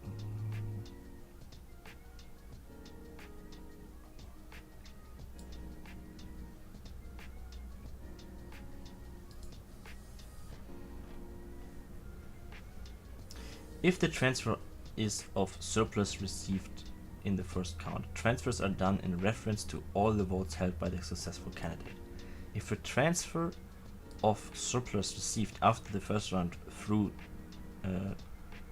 transfer from another candidate, transfers are done in reference to all the votes held by the successful candidate, or merely in reference to the most recent transfer received in the successful candidate. Reallocation ballots are drawn at random from those most recently received. In a manual count of paper votes, this is the easiest method to implement. Votes are transferred as whole votes. Fractional votes are not used.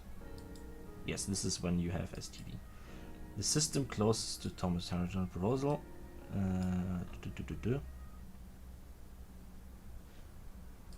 It's random because it does not consider later backup preference, but only the next usable one. Though random drawing of the votes to make up the transfers. Sometimes ballots of the elected candidate are manual mixed. For instance,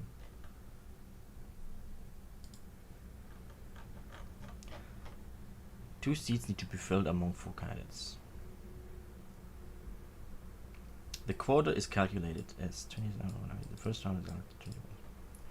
Carter, the candidate with the fewest votes, is excluded. How did he get 8? How did this percentage divide show up? Like, why did Brad get 12 from the 20 surpluses and Carter 8? That's what I don't understand. But generalize, this basically is saying what I think. That, like, if you rank Sven first and Electra second, if Sven gets elected in the first round,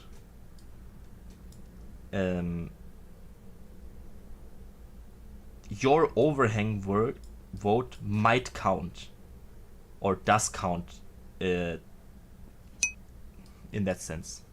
At least how I understand it. I do not understand why the surplus, or like how the surplus gets distributed across these two. If it, like, am I just stupid? Is it like simply percentage from the total? Like 20 to 16 is the same? No.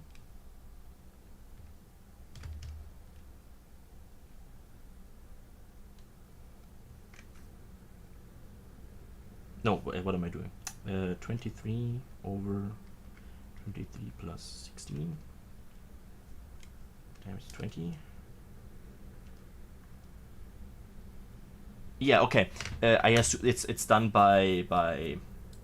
So you and everyone who ranked Sven, Electra, and then some other two are counted in one thing. And depending on your ranking, the amount of the proportional from that ranking to another one, where Frank gets removed from the first one because he won, gets transferred to the second vote, meaning that your vote for Electra second would still count in the second round if she gets towards her. So I think Electra is wrong when she said it, like your count for her doesn't work that way. It would only matter if your first vote was for another woman, because then she would automatically get scarred as co-president possibility to begin with. But that's not because of your preference. Like, if your preference was actually 2 women first, you can think about which of the 2 women you would rather have. But that does not mean that your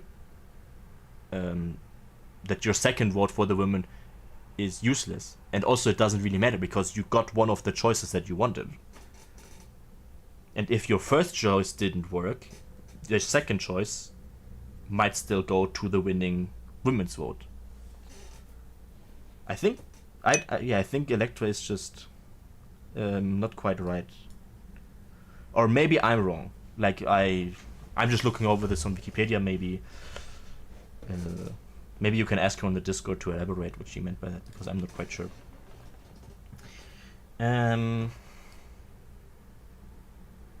Exactly. So, like, Carter, the candidate with the fewest votes is excluded. Has 8 votes. have Brad, exactly, his 8 votes have Brad as his next candidate. So those goes to Brad, then he says 20, and those 2 are the winners. Other systems, such as the ones used in blah blah blah blah blah, prescribe the votes to be transferred will be drawn at random, but in equal number from each polling place. In each system, yeah, I think, like, how you distribute your surplus votes, you can do it randomly, you can do it by percentage count. I think we are enough people to do it by percentage count and not have to rely on random balloting, random polling.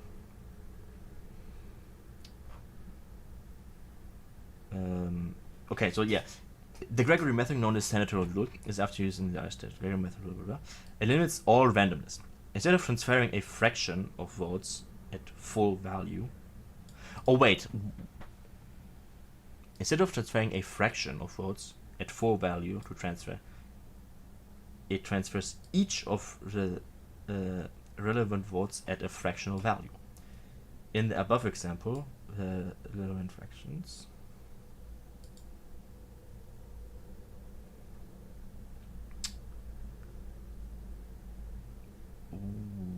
where?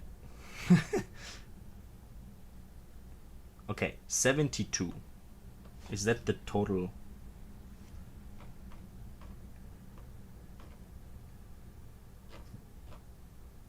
How did 72 pop up? Note that part of the 200 vote results may be from earlier transfers. Where did 72 pop up? Where is the 72 in this example? What? Also, music stop. That's not what I want. Not that part of the...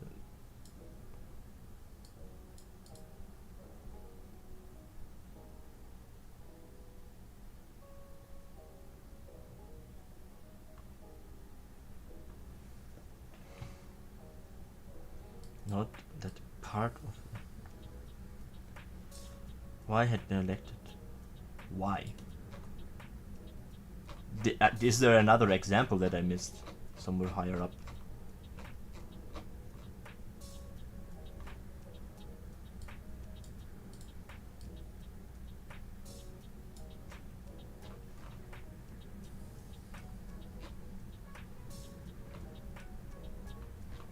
Group quota.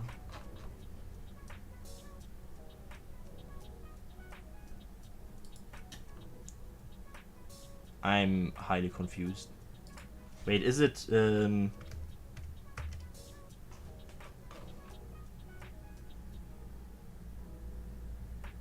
what?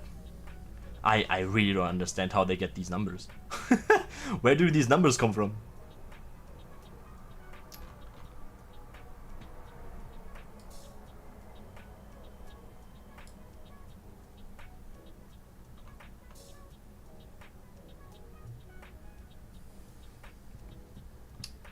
Perhaps Y had been elected with 250 votes.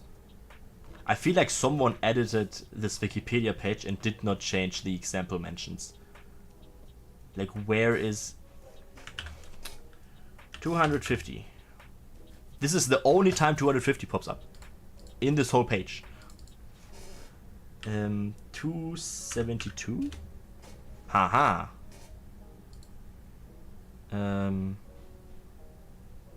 This is the first time 272 pops up.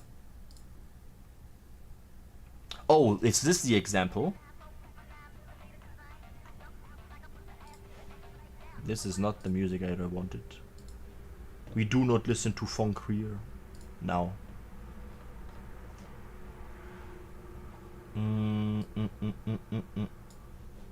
Show me more. Give me something chill. How about this? Is this chill?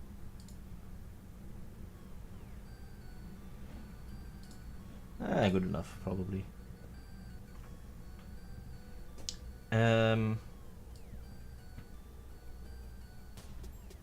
Okay, never mind. This is not the kind of music that I was looking for.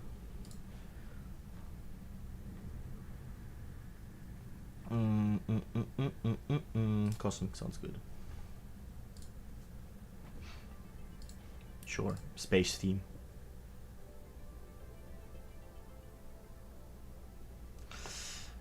The effect of the jelly system. Why is everything so intense? I want something chill. I'm getting distracted way too much. You notice how my meds are running out. AI viewers? Holy shit. Likely ban evader. You were right.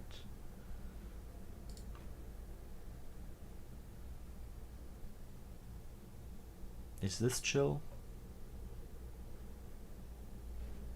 I hope it's chill. Regardless.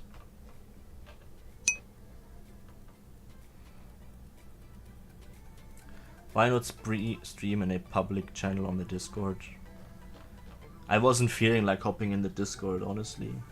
I was mostly just looking over and trying to understand some of the drama stuff, and now looking at this. This is not chill, dude. Why is chill music so not existent? I think I plan on streaming again tomorrow and also the day after in the evening, or at least sometime during the day. And maybe I will sit in the Discord then, because why not? Rose by popularity.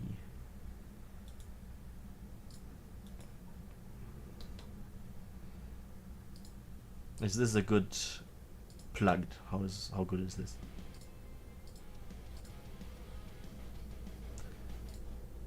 That's not chill. Why can't I have some chill music? Oh, this one looks relaxing. Come on.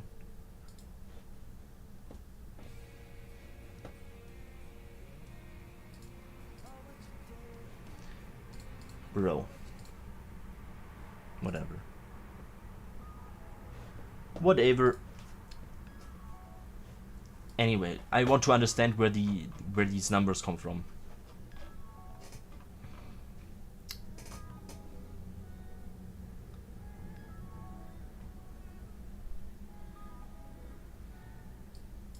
Not that part of the 2 has their own results.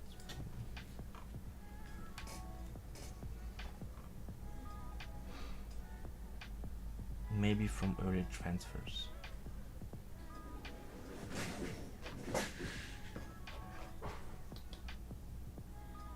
Or did they switch the order? Maybe it's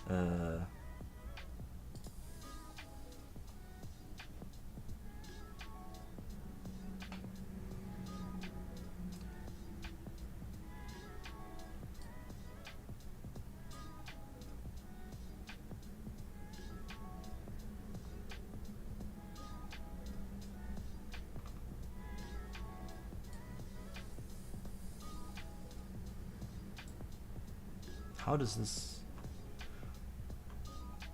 party list allocation method? This is not explaining this thing.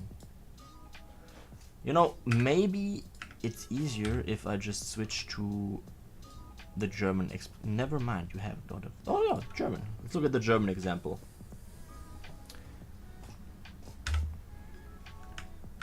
German. Okay, jeder wählte oder die Kandidaten in Reihenfolge seiner Präferenz. Yes. Gregory.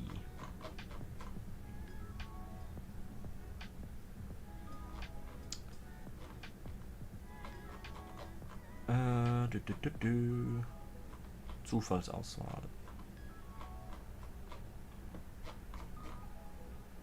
Beispiel. Angenommen, wir führen es die Wahl, weil die Dupgrotte haben 2 zu besetzende Sitze und 4 Kandidaten. Andrea, Bernd, Christian, Doris. Wir nehmen weiter an, dass 72 Wähler teilnehmen, die auf die Stimmreferenz angegeben haben. 16, say Andrea first, Bernd, yes. This is the same example as in the English one, exactly. So in the first round, Andrea has 40, because she's on the first thing for 40 people. Voted in the first one. 20 get distracted because you only need 20 to get the seat. So the other 20 get transferred by proportionality here. Then Bernd gets removed because he has the lowest votes and there was no other person over 20. And then Christian gets the 20 and wins in round 3. Yes, and Doris lost in round 3. But how does the Gregory method differ?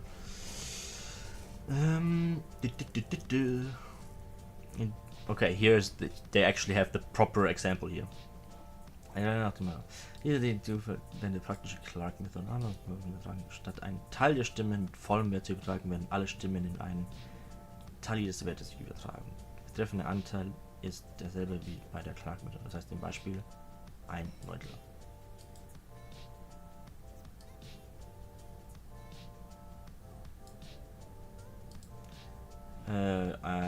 Read up on the Clark method. Alle 222 Stimmen. Where do 222 come from? What? This is a different example again. Are you fucking kidding me?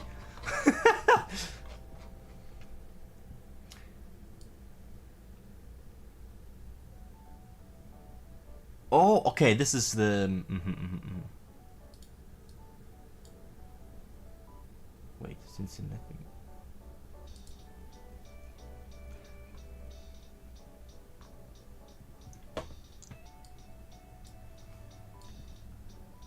I am a bit confused now.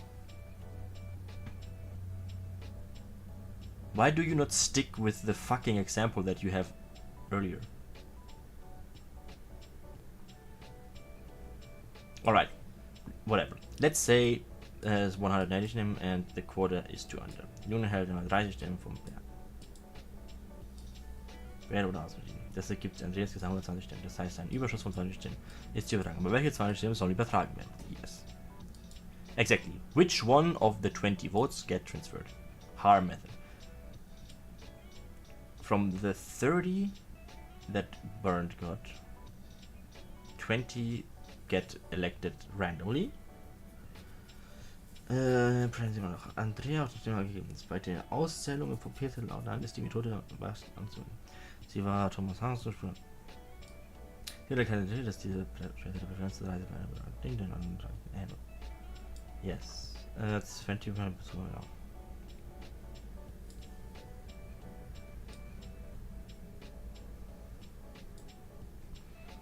Wenn ein Kandidat alleine mit der Erstverwendung überschneidet, gibt es sich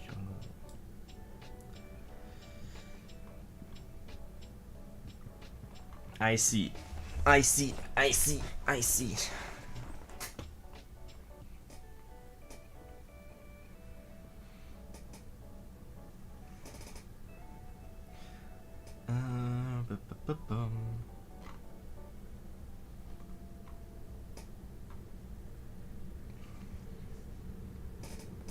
Okay.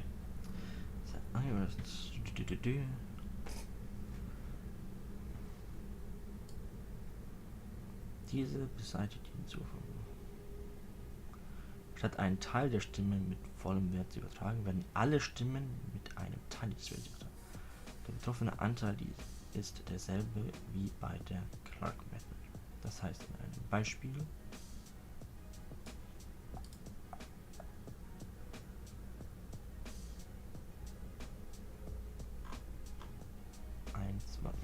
one eighth. How is the 1/8 calculated? Or a 1/9. Überschuss über Gesamtzahl minus erschöpft.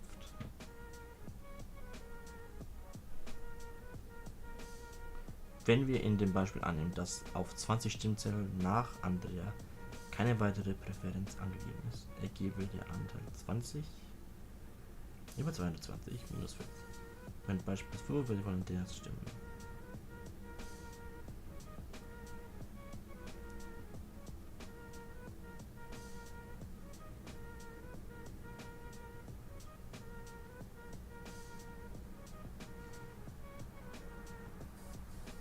Dann werden 6, 10 bzw. 8.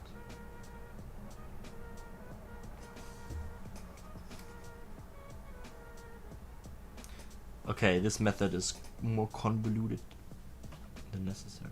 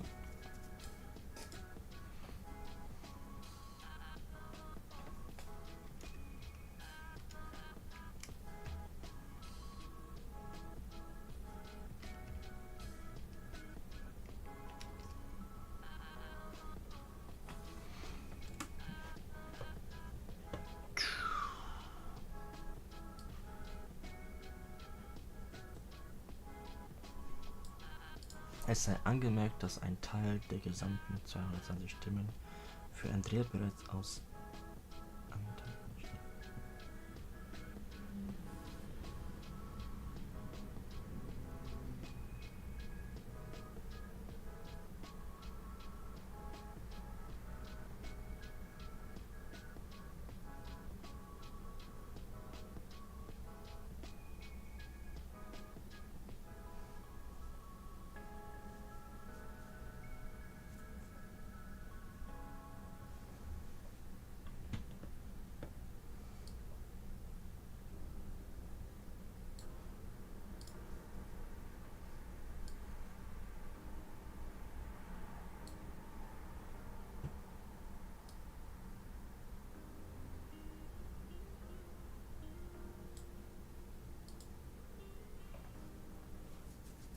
Yeah.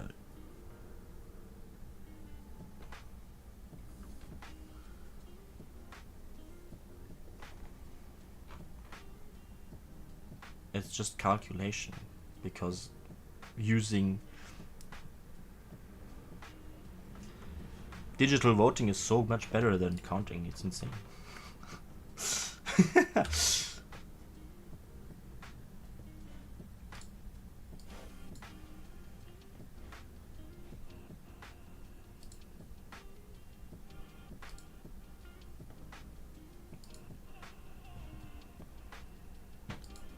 Regardless.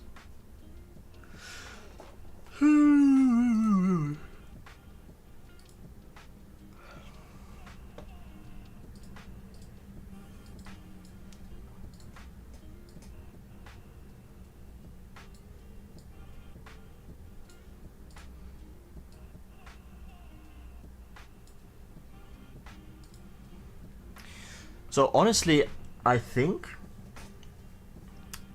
like, sitting here reading through the mathematics of it all a bit, and knowing that some people think that, hey,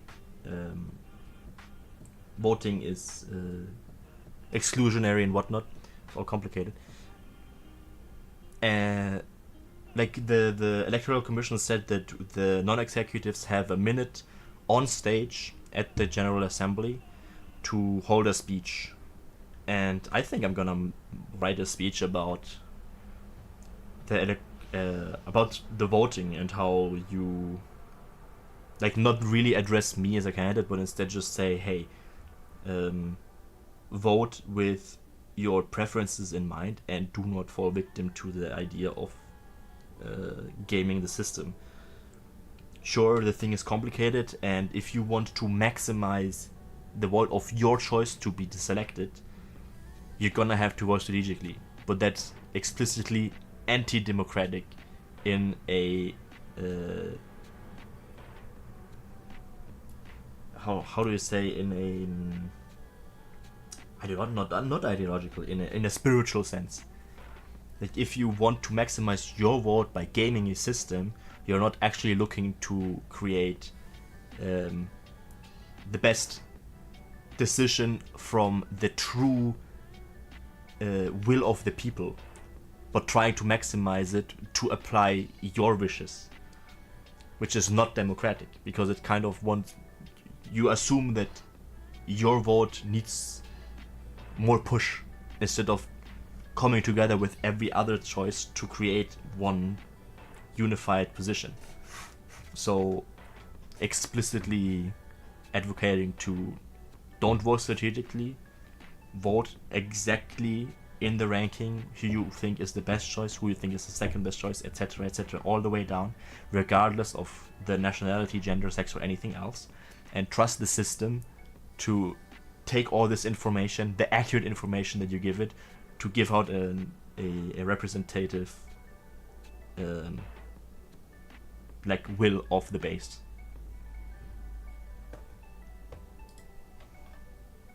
Because I think everything else inherently kind of is distrustful of democracy in some sense.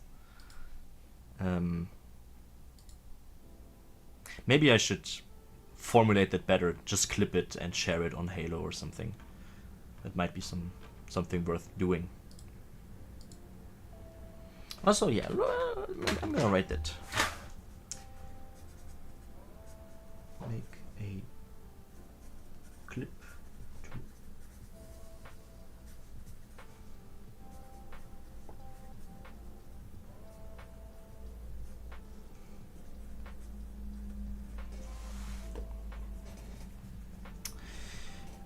also, I think I'm done with streaming. I am sad there aren't that many people, but honestly, I'm not surprised. People are probably busy. Oh yeah, I want to call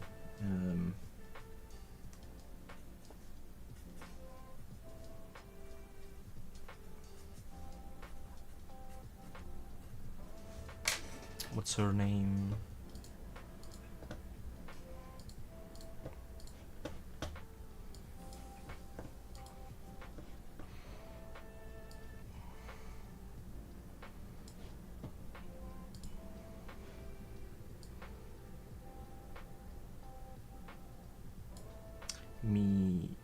Ayla.